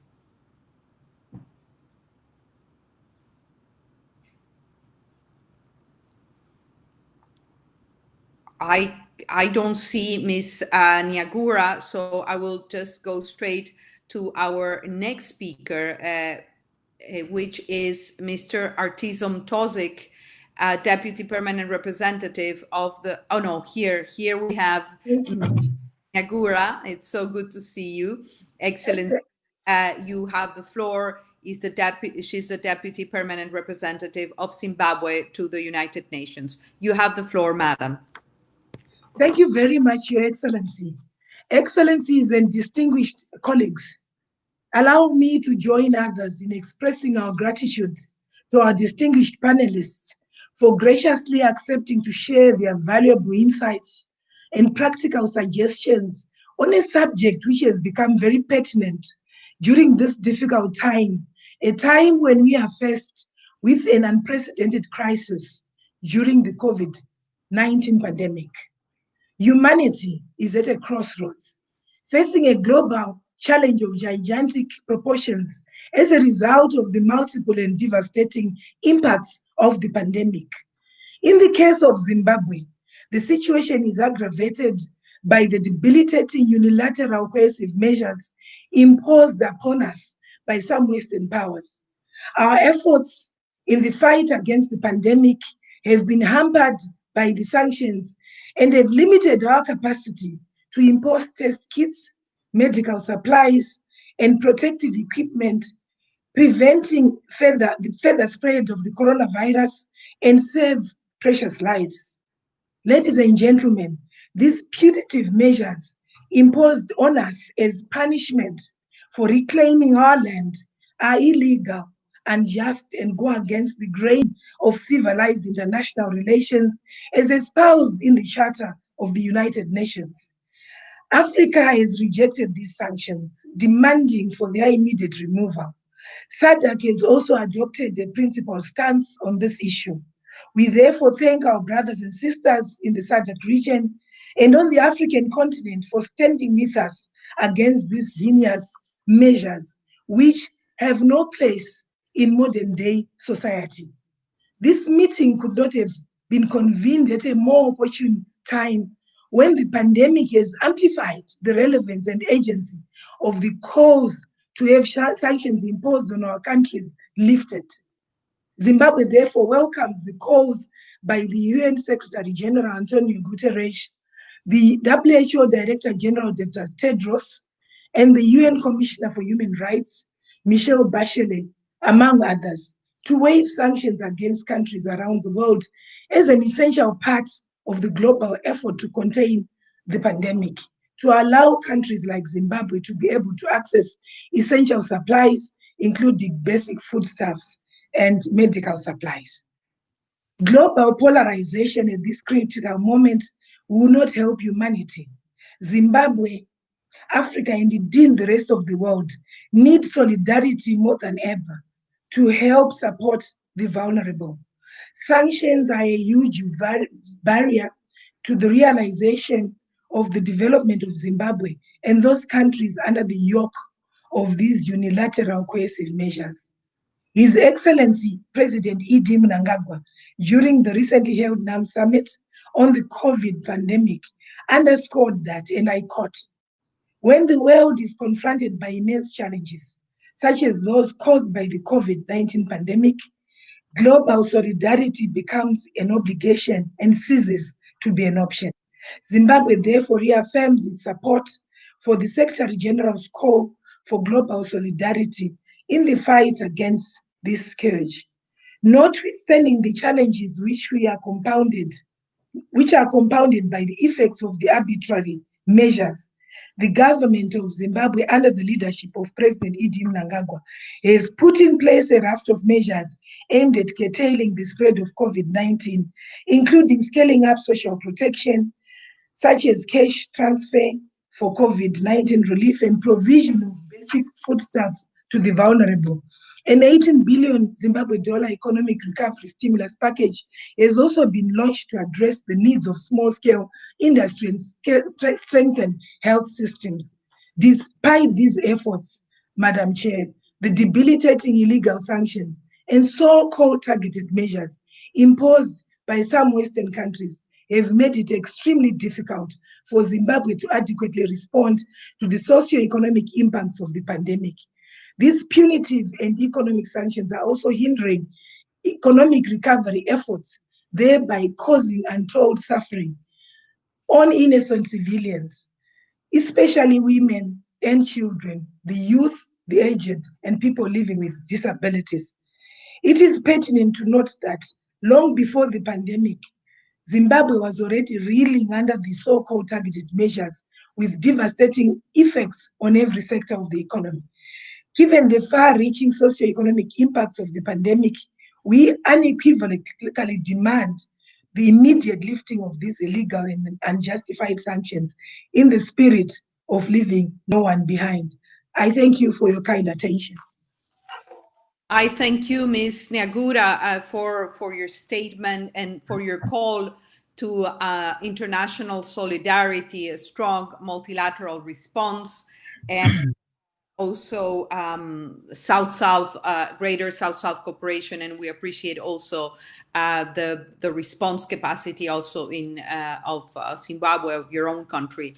I now have the privilege to give the floor to Mr. Artisom Tozik, Deputy Permanent Representative of Belarus to the United Nations, reminding ourselves that we are far behind of time, and there is a list of speakers that is countries that are requesting the floor, and some questions that we need to respond before we give back the floor to our speakers. So Mr. Tozik, DPR of Belarus, you have the floor. Thank you, Madam Chair. Since we have already entered into the Q&A segment of our meeting, I will try to limit my statement to some short comments, and of course, I'll try to raise some questions for future discussion. Well, let me first of all begin by extending our high appreciation to the honorable panelists. Your remarks, panelists, were right up to the point, and special thanks to the UN Special Rapporteur, Ms. Alena Dogan. We congratulate you on your appointments on this special and very important post, and wish you every success in your future endeavors. Unfortunately, the topic of our discussion is again continue to be on demand. And again, we are forced to raise the same issue and to raise the attention of the international community, of the UCMs. And what is especially peculiar about this meeting is that we can't talk and we can't say that this meeting is that kind of meeting that we are pleased to talk about the subject of this meeting, about the UCMs. Not at all. The UCMs are very negative notion in the international relations, and they are by themselves already devastating instruments which are applied to the contrary of the international law. But what is more horrible is that the UCMs are now continue to be applied in current circumstances and challenges caused by the pandemic. The rationale behind our discussion is clear. Despite international law that prohibits the application of unilateral coercive measures, and in spite of the worldwide enunciation of such policies, these measures and sanctions are still being applied, and we have to admit that. They hinder the access to critical resources of those vulnerable countries, and they hinder the access to the healthcare needed in order to fight against pandemic. And now I will raise a question which I will try to give the answer to as well. So why do some countries and states deserve such an honor? I mean, honor, yes, because we see that some countries are targeted by the UCMs and some are not. So from our point of view and from our perspective, it is absolutely clear that this is because those states take their truly independent stance in their foreign policies. This stance is clearly not to the linking of those, not to the liking of those accustomed to disregard the interests of the others. And therefore, those countries, they respond with coercion and sanctions. And another question is, what can we do in that situation? And from our perspective, we can do two things. First, the countries under unilateral measures and sanctions should never give up. And once they do that, they will never regain their freedom of action. Second, the international community, and especially some multilateral platforms, let's say the non-aligned movements, should firmly stick with their fellow members, with their like-minded countries in these times of trial and distress. And what we would like to emphasize is that governments must cooperate in order to protect the existing supply chains and trade relations. This is very important because trade relations and supply chains influence directly to the supply of critical medical equipment to those vulnerable countries. And we should avoid any discriminatory measures as well in our multilateral trade affairs. It is not the problem of only one country or separate countries. It's not the problem of some regions. It's the problem of all international community. And Belarus faced unilateral coercive measures and sanctions for many years. This is why we fully understand and sympathize with the countries affected, which find themselves in similar circumstances today. We would like to conclude by urging all the like-minded countries to act in unison and to act together and to deliver as one on this matter. And I thank you, Madam Chair. Thank you for your attention. I thank you, Mr. Tozik, as well for your statement. I would like now to open the floor for our speakers. I recognize the European Union. The European Union has the floor. Welcome.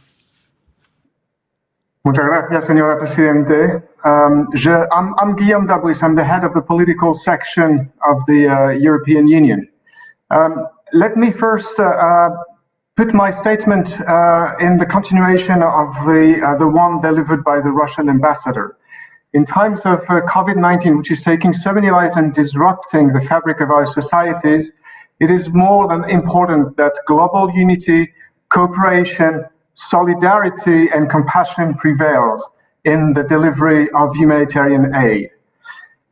This is what the European Union is standing up to, and we have, with our global response embodied in the Team Europe package, this is what we've done to show that the European Union stands with those who are, like us, suffering from the COVID-19 pandemics.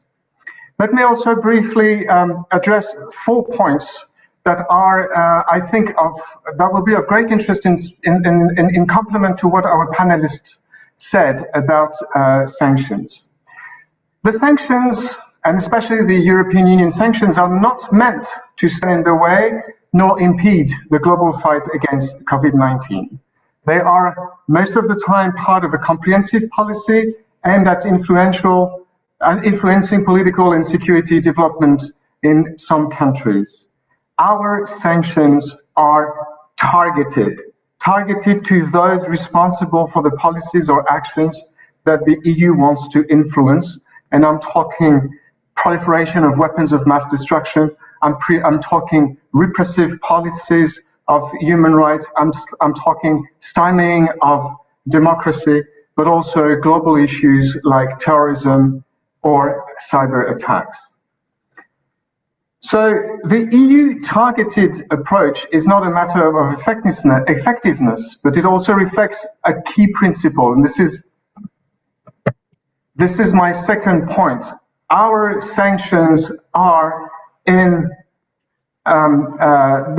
do correspond, and they are in accordance with obligations under international law, and in particular the respect for international human rights law, international refugee law, and international and the Security Council resolutions. They do conform with the international right and are therefore legal.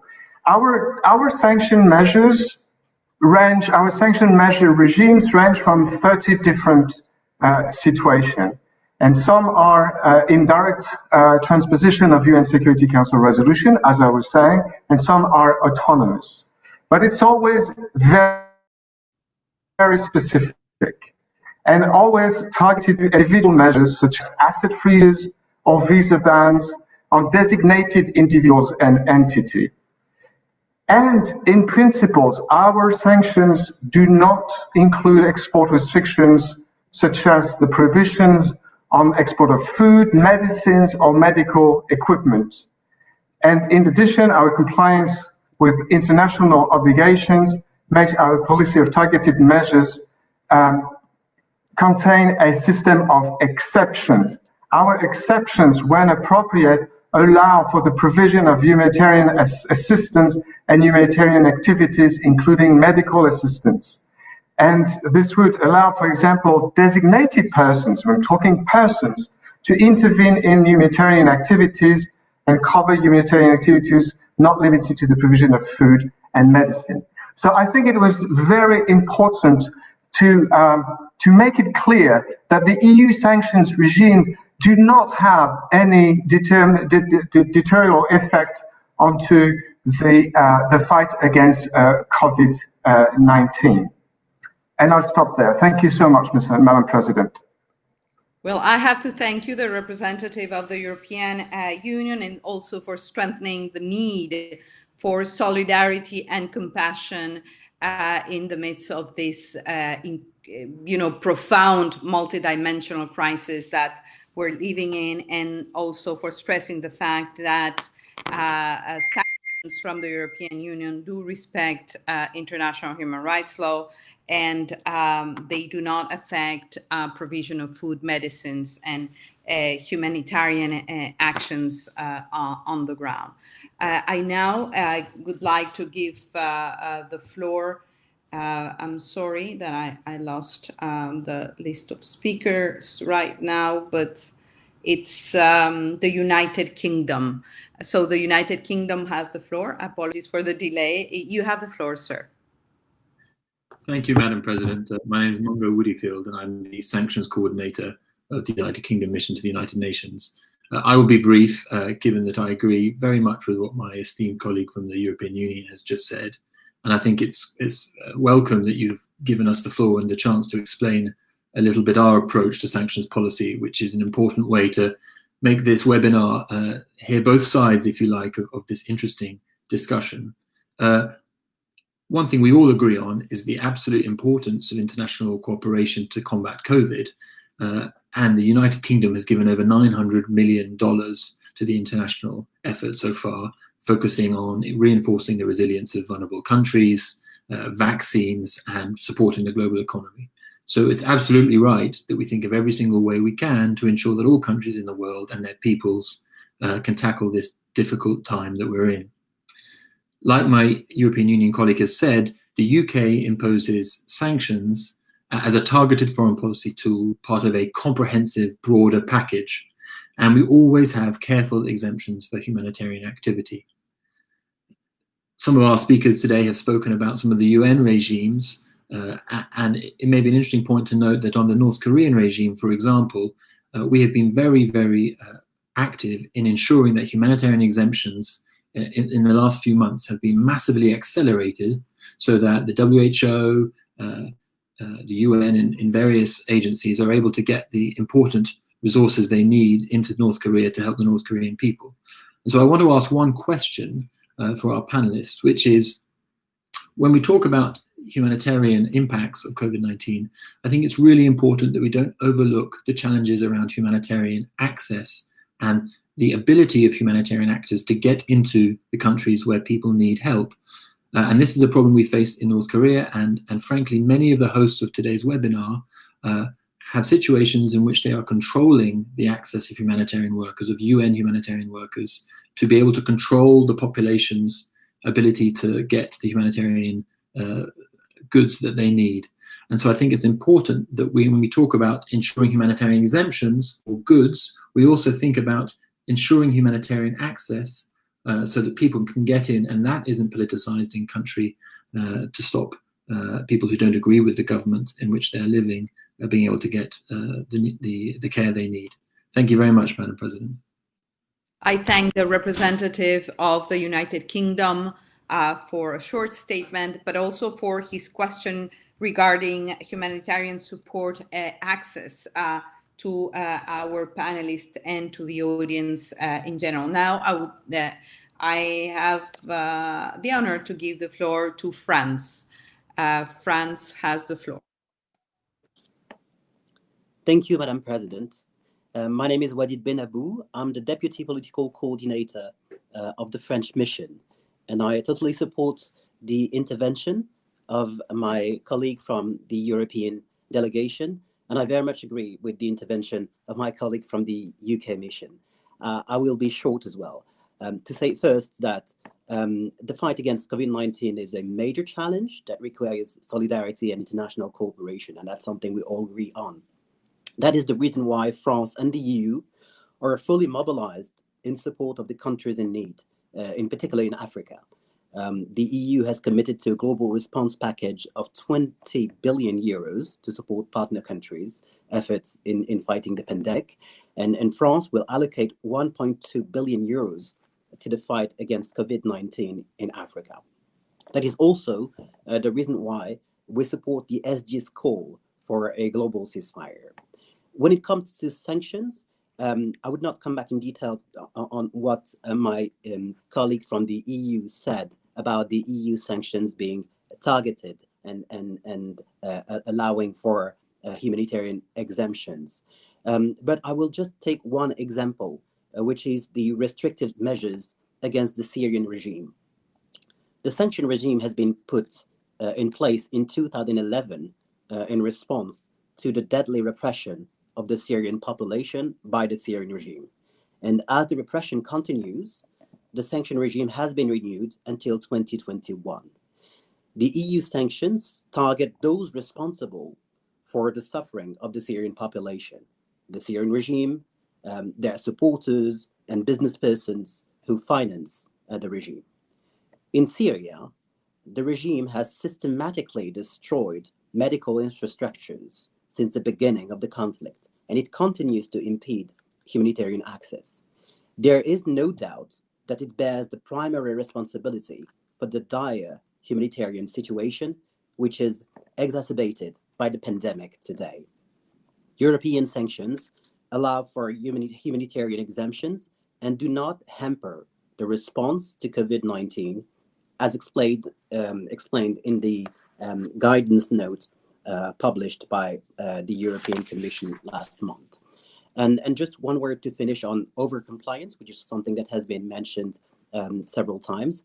We support a continuous dialogue between all parties involved in humanitarian assistance, donors, regulators, NGOs, and banks, to ensure that they can deliver humanitarian aid without hindrance to all the people in need in accordance with humanitarian principles. Thank you very much. I thank the representative of France for his statement, for stressing once again the need for solidarity and more international cooperation to respond to COVID, and also for the support of his country to the call for a global ceasefire. I think that highly needed in times of this pandemic. I now have the pleasure to give the floor to the permanent representative of Algeria to the United Nations. You have the floor, Excellency. Thank you, Madam Chair, for giving me the floor. Allow me, first of all, to express my sincere thanks to the organizer of this very interesting and timely webinar, as it allows to raise awareness about the negative effects of unilateral coercive measures and the necessity for the international community to act as one.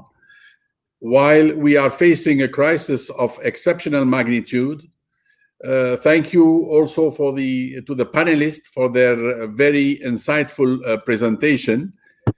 Indeed, the issue of unilateral coercive measures remain a major source of concern for the international community because of their devastating impact at the national level and their extraterritorial implication, including on the rights to life, to health, and to food, as well as on the regular access to the maintenance to the international financial system or to free trade. Amid the global pandemic of COVID-19, the devastating impact of UCMs on all spheres of life is being further aggravated and multiplied as they seriously affect the ongoing efforts of national governments to fight the pandemic and ensure effective and timely procurement of medical equipment and supply to adequately treat their populations in the face of this pandemic. Under these unprecedented circumstances, immediate and concrete actions are crucial to overcome this complex human crisis and its economic impact, and to guarantee that no one will be left behind. The fight against COVID-19 requires a spirit of mutual respect, multilateralism, solidarity, and cooperation among peoples and states in accordance with the Charter of the United Nations.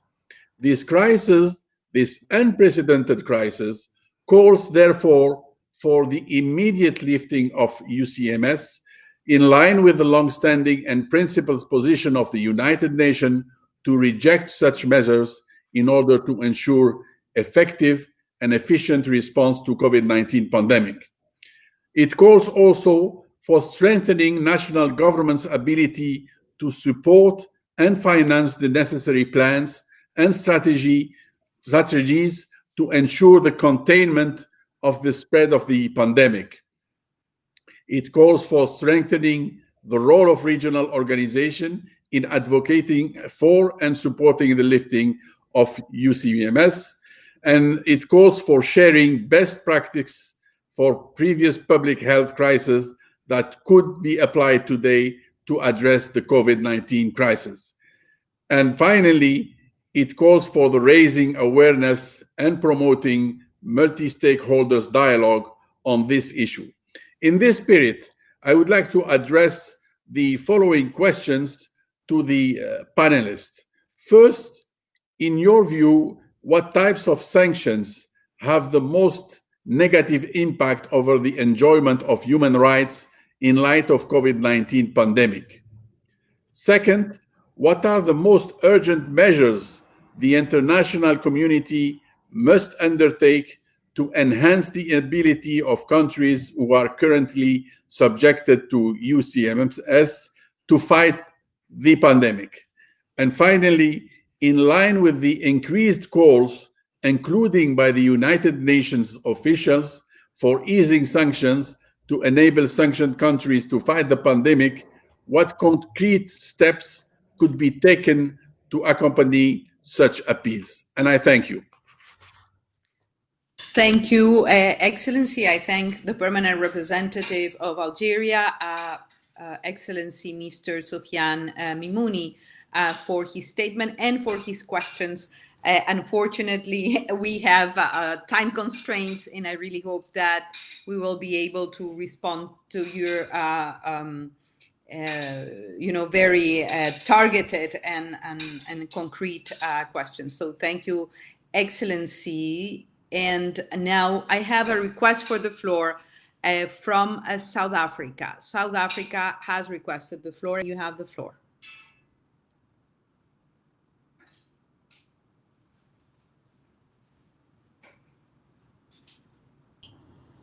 Hello? Yes, please. Oh, yes. Can you hear me? Yes. Oh, yes. We see you and we can hear you. So Okay. you have the floor, and you will be our last speaker. I will then ask the panelists if they want to make final comments or statements before we are able to close this webinar. So you are our last speaker today. Please, madam. Thank you very much for the opportunity to take the floor, and I'll be very brief. Firstly, I would like to thank the panelists for their insights, very interesting comments that they made. And I would like to also align myself with the statement that was delivered by the DPR of Zimbabwe. And in line with what she was saying, I would also like to reiterate the comments and the position of the African Union and SADC.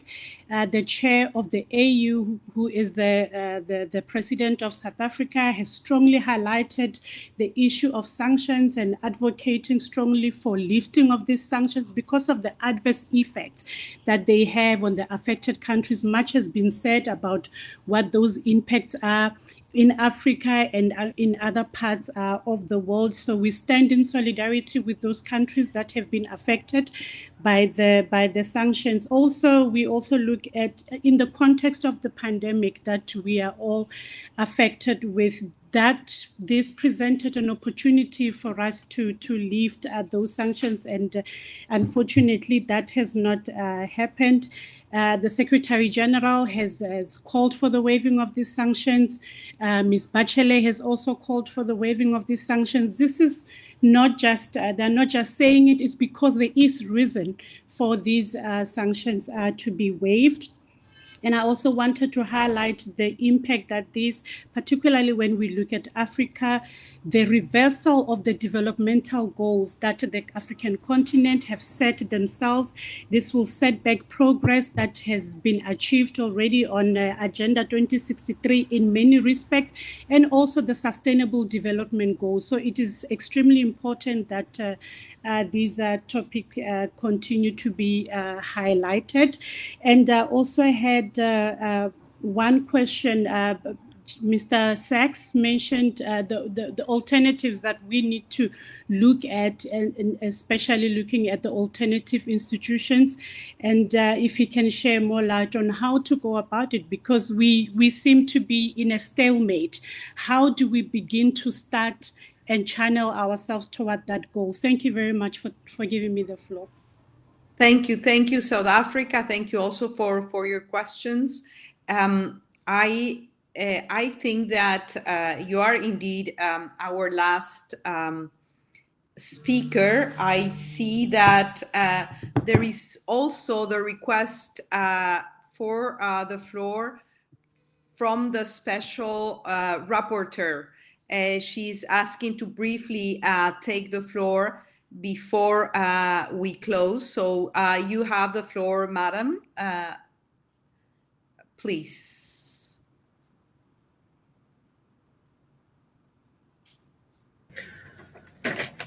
Thank you very much, Madam Chair. If I may, I would like to respond shortly to the issues which have been touched within our discussion, and I'm very grateful for all the comments, questions, and proposals which have been made during today's webinar.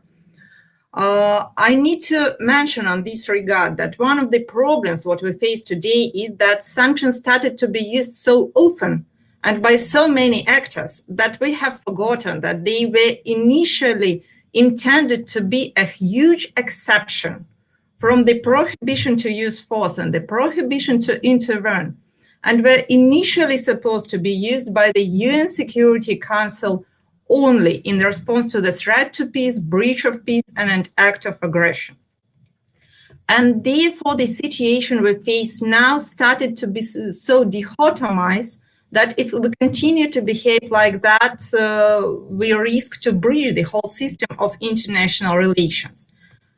COVID-19 pandemic has demonstrated how deadly sanctions are today, and therefore I believe that these grievance, which started to be really evident, gives us a huge chance to start to communicate to each other in the spirit of solidarity and to start solving the question. And hereby, I will refer to the questions which has been asked by the permanent representative of Algeria, which are basically very aligned with the questions which stay in my questionnaire sent to all the missions of all states and basically sent to the attention of the civil society. But as I may see from and I will be grateful for the responses on this regard, but as I may see from the responses already achieved, in the course of the pandemic, the most heavy and dangerous effect can be calculated to the economic, financial embargoes that impact the economy of the countries most of all, and moreover, it impacts the ability of countries to buy medicine, medical stuff, supplies, food, and other means necessary for the survival of the population. If we speak about the responses, we need to differentiate between the responses in the course of pandemic, so short-term responses and the long-term responses. As it was rightly noted during the webinar, the short-term response shall be done without any prejudice to the legality of unilateral sanctions, which are done by different states. And therefore, when we speak about the short-term responses, all humanitarian exceptions are very useful. Humanitarian aid is very necessary. But I believe that the best way is to lift or suspend sanctions now to help the countries which are targeted, to help their population. If we speak about the humanitarian exceptions, the very important aspect is to make them very clear, transparent, and easy to be used, because quite often they are quite complicated. When we speak about the long-term responses, there is a clear need to re-establish the legal framework which regulate the functioning of single states in the international relations, based on the principles of legality, solidarity, non-discrimination, cooperation, and the respect to the rule of law. And on this regard, I believe it's necessary to use all legal means. And by doing so, I do not refer only to the ones which has been mentioned, but I may propose, for example, the mechanisms which help to protect the rights of individuals, via, for example, individual communications within special procedures, which hasn't been used by mandate before, but it can be used as well. So hereby, I would thank all of you for for your inputs, and I hope very much for future cooperation on solving the problem. Thank you very much. Thank you, Duhan, for remarks. And now, if you allow me, we are going to move to the closing session of this webinar. And I would like to give the floor to the permanent representative of the People's Republic of China to the United Nations, His Excellency Mr. Zhang Jun, to deliver some brief closing remarks. So, I see Professor Sachs on screen. He's requesting the floor. And of course, you have the floor, Professor Sachs, and then we will go to the closing statement from China, from Cuba, and from Syria. So you have the floor, Professor Sachs. Thank you very much. I'll be very, very brief. Which sanctions are the worst? The U.S. sanctions, because they are the extraterritorial sanctions that leverage the role of the dollar into a global sanction, even though it's a sanction by one country. This is really the essence of what we're talking about today, because the US discovered that it could determine the whole world's policies unilaterally. This is extraordinary. And the US administration is very vicious, and it is using this prerogative of deciding unilaterally, even against the will of the world, and thereby stopping the whole world from doing business. But basically, it is a bluff. Please understand this is a bluff, because it is not hard to construct means to trade through entities that are not subject to US sanction. Create special entities and really let them operate. I just saw the Reuters announcement this moment that Venezuela's oil exports are at the lowest level since 2003 because of the stranglehold of the United States. Well, buy Venezuelan oil through an entity that doesn't use US banks and doesn't care about the US market. Create a special entity, and then it will be possible to make a workaround against this unilateral sanction. This is really the story. Don't beg. I mean, it's fine, by the way, calling them illegal and all the rest. I couldn't agree more. But don't think Trump is going to change. He's not going to change. understand what he is: vicious, unilateral, and not really caring even about American lives, much less the lives of the people in other countries. So you have to create your own entities, and the EU has started this with Instex, but it should really step up and be serious about Instex. And Russia and China and others can do the same. And it's just a practical workaround from the US. Don't let the US dictate global policy. That's, I think, the beginning and almost the end of it. It's not the full end of it, but it's the practical end of it. Thank you very much. Thank you, Professor Sachs. As always, very thought-provoking, very, very sharp. So thank you for your closing statement, Professor Sachs. And now, indeed, we will move to the closing session. And I have the privilege representative of the People's of China to the United Nations, Excellency Mr. Zhang Jun, to deliver some brief closing remarks. You have the floor, Excellency. Honorable Madam President, my dear friends, Excellencies, dear experts, ladies and gentlemen, it gives me great pleasure and honor to gather with you online for this discussion on the impact of unilateral coercive measures on the global fight against the COVID-19. I have listened very carefully what you have said. I agree with the ambassadors and experts who spoke before me. I have also listened very carefully to the remarks of other participants. This webinar will once again send a strong message to the world against the unilateral coercive measures for the maintenance of the purposes and the principles of the UN Charter and solidarity and cooperation in fighting the pandemic. After 75 years of vicissitudes, the UN Charter remains a cornerstone in maintaining world peace and stability.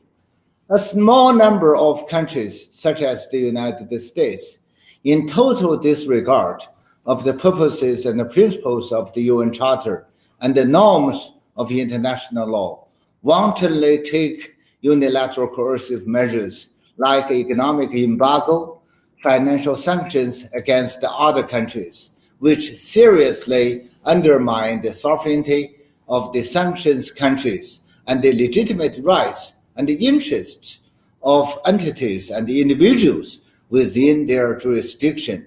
Such practice is utterly illegitimate.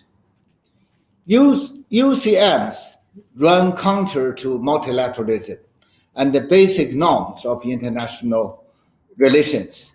Over the years, UCMs have undermined the sanctions countries' ability to mobilize resources, develop the economy, and improve people's living standards, making innocent civilians the biggest victims.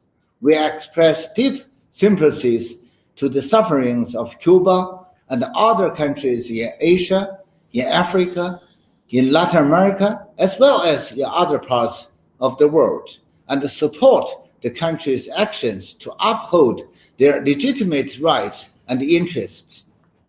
The spread of COVID-19 is posing enormous threats to people's lives and health and severe challenges to global public health security and wreaking havoc with the world's economic and social development. Facing this unprecedented human crisis, some countries still insist on unilateral coercive measures, which only make things even worse. UCMs severely disrupt the already fragile global trade and supply chains and impede the transportation and provision of medical and anti-epidemic supplies, making it difficult for sanctions countries to curb the disease. This endangers the lives of so many and will delay the final victory of the global fight against the pandemic. UCMs severely weakened the vulnerable countries' ability to respond, making it impossible for them to effectively ease the economic and social impacts of the pandemic. The basic rights and interests of the vulnerable groups, such as women, children, the elderly, the persons with disabilities, will be undermined even more. UCMs also seriously hinder the post-pandemic recovery and the development of sanctioned countries. It will further aggravate poverty, hunger, and inequalities, and may cause irreparable losses to the global implementation of the 2030 Agenda for Sustainable Development, as well as the cause of development. The United States goes further by using unilateral power to suppress foreign companies, sabotages international cooperation on science and technology, and abuses long-arm jurisdiction. Such acts of bullying have further violated other countries' rights of self-development, seriously undermined the world economy, and triggered a series of negative consequences.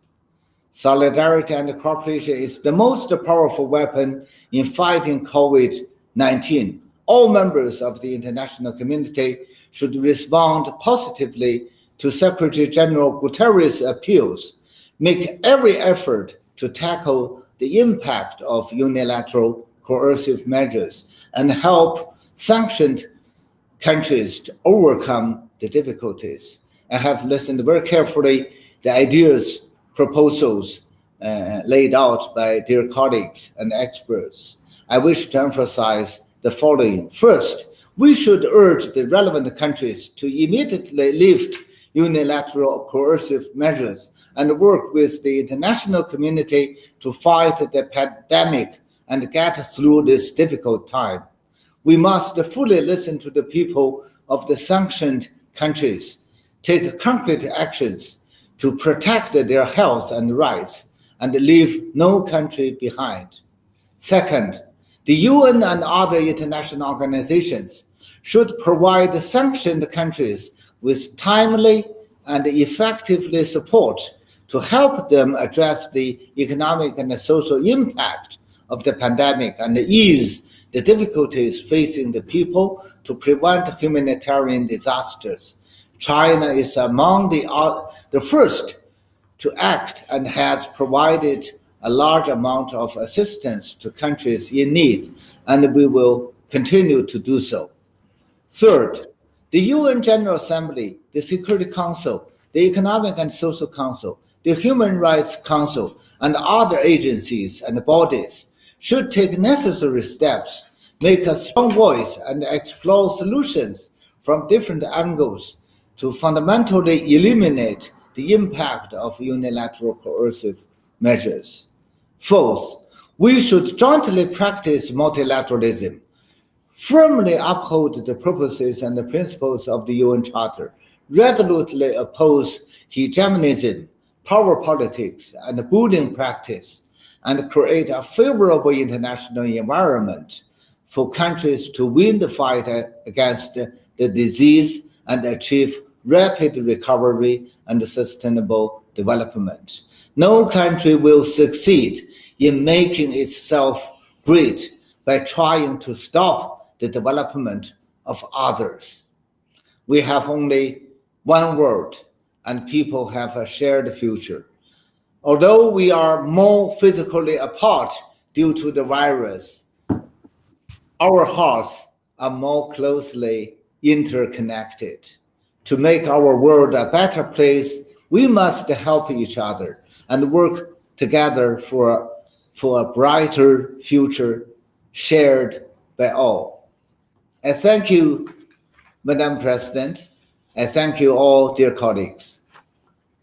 Thank you so much, Your Excellency, the Permanent Representative of the People's Republic of China to the United Nations, for your 4 points and for also your call for the lifting of the UCMs, especially to allow countries to face this catastrophic scenario of the COVID-19 pandemic.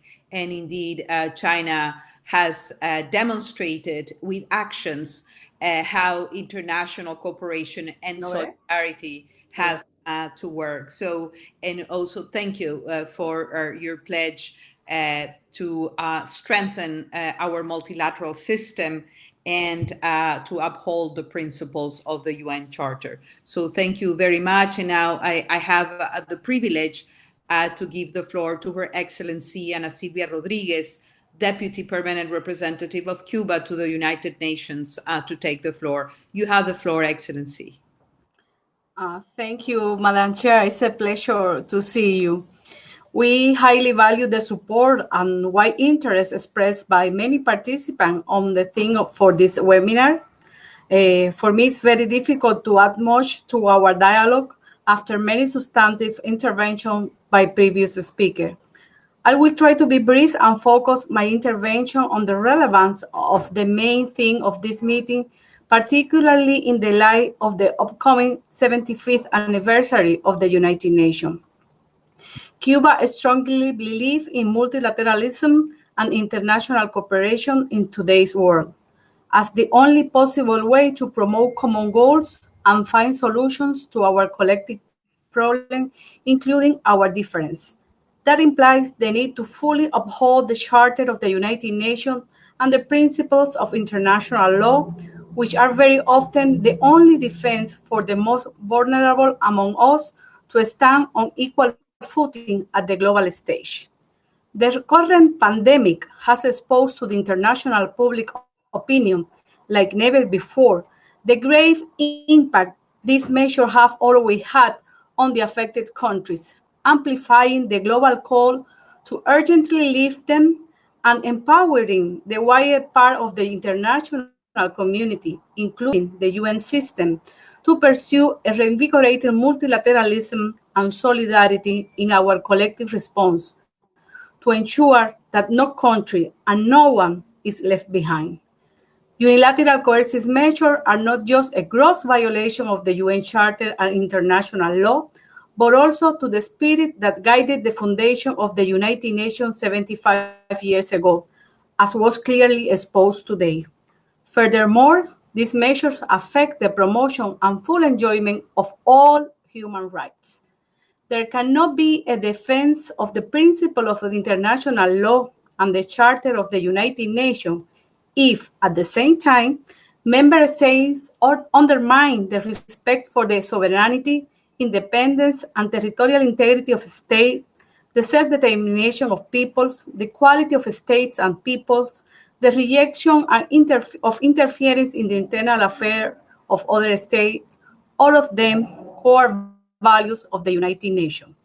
UCM are exactly the opposite of multilateralism, solidarity, and international cooperation. Since this pandemic hit Cuba, the US government has done nothing to address the urgent call made by the international community, and the least to alleviate the blockade imposed now for almost 60 years on my people.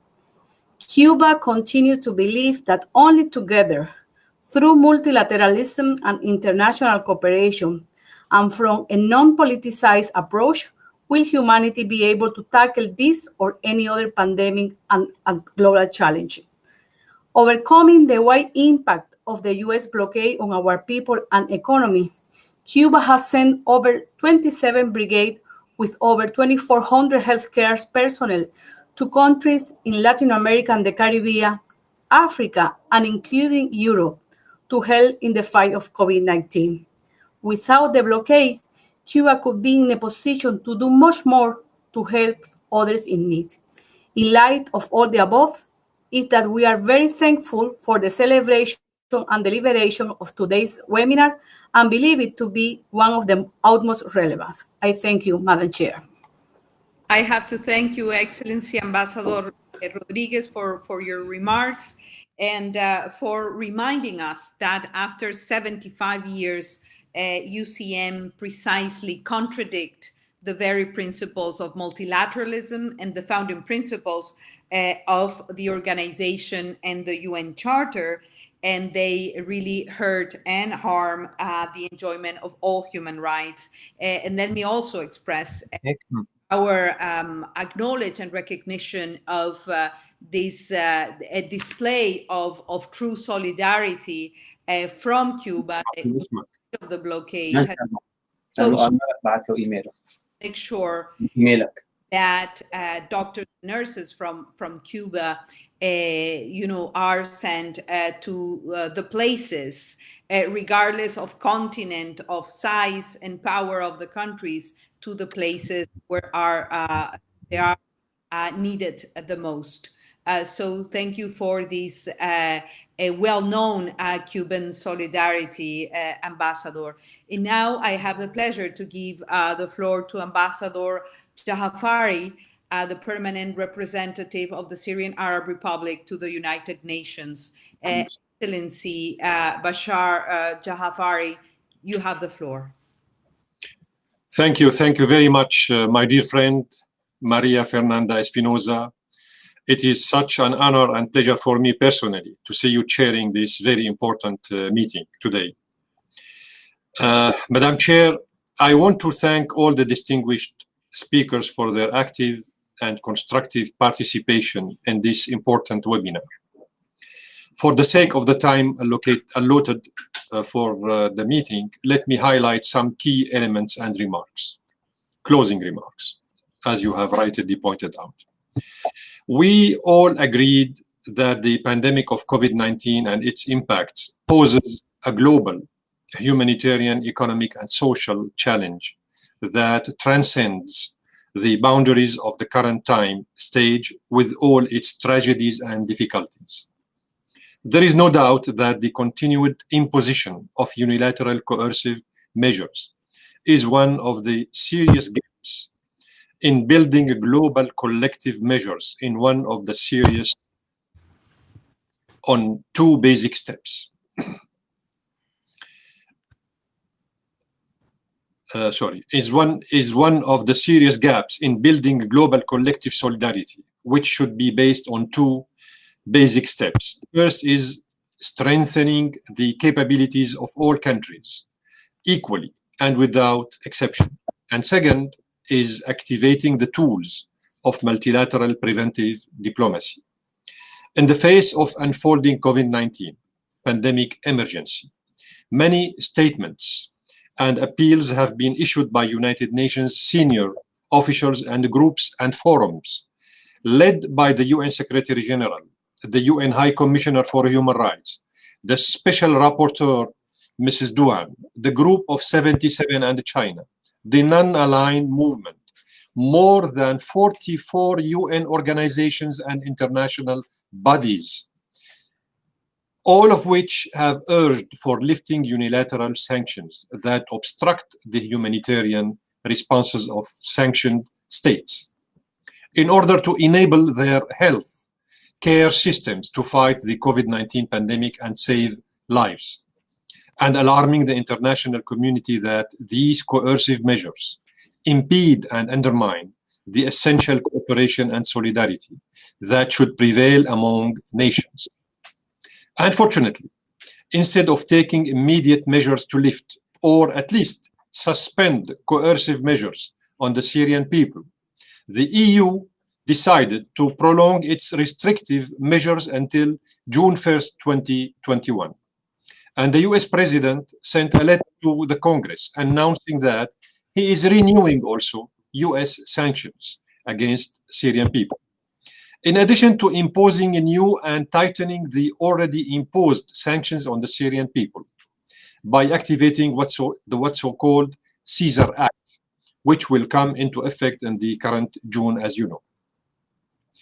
Let me just affirm here the fact that all recent US and EU statements and fact sheets regarding alleged exemptions and exceptions for humanitarian assistance and trade in order to reduce the profound impact of these illegal punitive measures on the Syrian people and on the peoples of other countries are merely irresponsible and misleading attempt to cover up the crimes and violations of these parties against the sovereignty, independence, safety, and territorial integrity of the Syrian Arab Republic, and against the security, peace, stability, and prosperity of the Syrian people.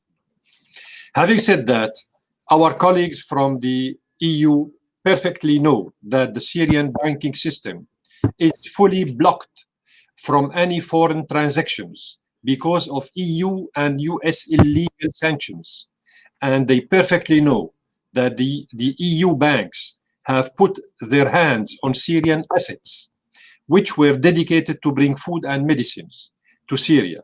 And they perfectly know that we cannot rebuild our electricity power stations, which were destroyed by Daesh and Al-Qaeda because of the EU and the US sanctions. They are doing in Syria exactly what they are doing to Venezuela. I did not want this important session to turn into confrontation with other participants.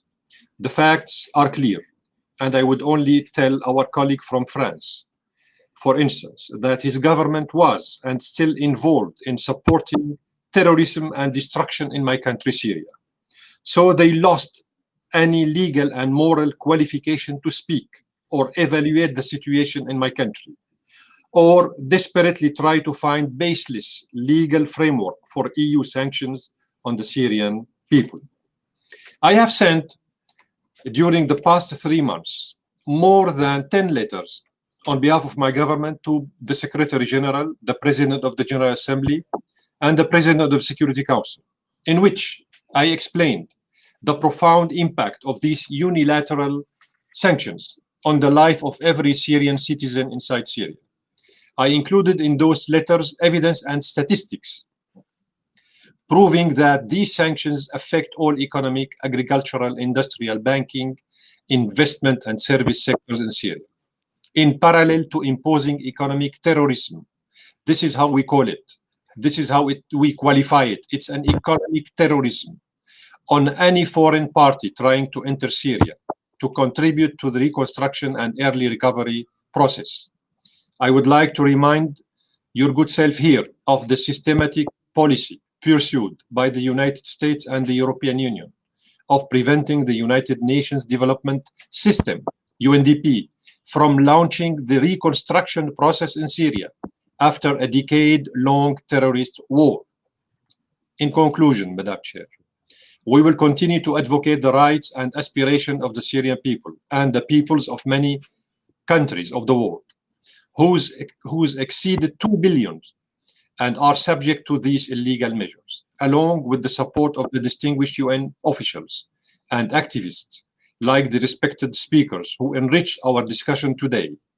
I am confident that placing a priority on the profound impacts of these coercive measures on the global fight against COVID-19 will alert the international community to the fact that the failure to achieve global collective solidarity will raise justified doubts about the effectiveness or even the existence of a global multilateral system, and about the capability of the United Nations system of putting an end to such unlawful embargo or limiting its profound effects on the peoples of the world and on sustainable development. I thank you very much, Madam Chair.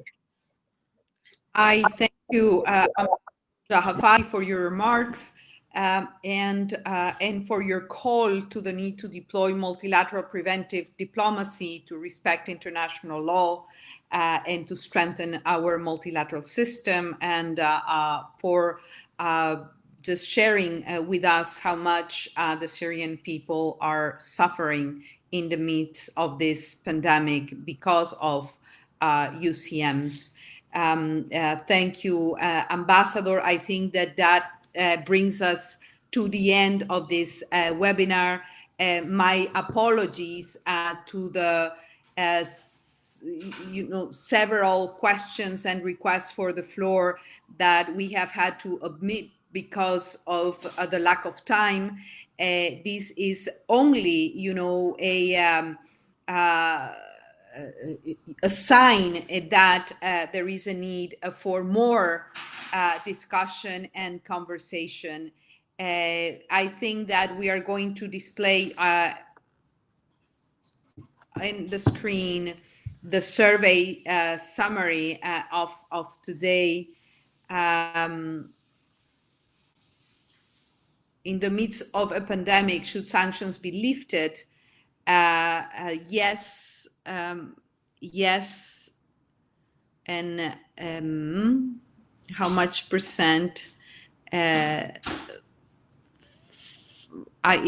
hard to read, but no, 3%, and yes, I think 36%. I mean, you can read by yourselves the result of our survey today, so that you have that in front of your respective screens. And now I think that we can say that we have reached the end of this webinar. I would like to close by thanking again the co-hosts of this event, to thank all our dream team of panelists. I apologize because several of them wanted to take the floor again for closing remarks and to respond to the questions, but time, unfortunately, does not allow us to take this conversation further, but I'm sure that we will have more opportunities to reflect and act on how to address unilateral coercive measures, especially in the midst of this pandemic and the COVID-19 crisis. I think that we have heard from our speakers a list of alternatives and options for the need, from the need to strengthen the multilateral system, to fully use the tools that we have in the multilateral architecture, from the International Court of Justice to the Uniting for Peace resolution, to bring the issue to the discussion of the General Assembly, greater diplomatic work at the UN, but certainly the need to have a stronger, robust multilateral system. And of course, some questions on the table to address the issue of extraterritoriality in the application of the UCMs, the alternatives to de-dollarize international trade, and other options that were put on the table today. But I think that the words that we heard the most today is the need for greater international cooperation and solidarity in responding to this COVID crisis, and the respect for international law and international human rights law, that I think was a common thread today as well. Several of the speakers today mentioned the need for a UN declaration on UCMs. So work needs to continue, your engagement needs to continue, and certainly there is a need for more space and time to continue this discussion and conversation. Once again, thank you for also for staying 1 hour beyond the time that was allocated for this webinar. Thank you for your contributions, for your participation, and once again, thank you to the organizers for inviting me to moderate this webinar. So thank you very, very much, and have a good rest of the week.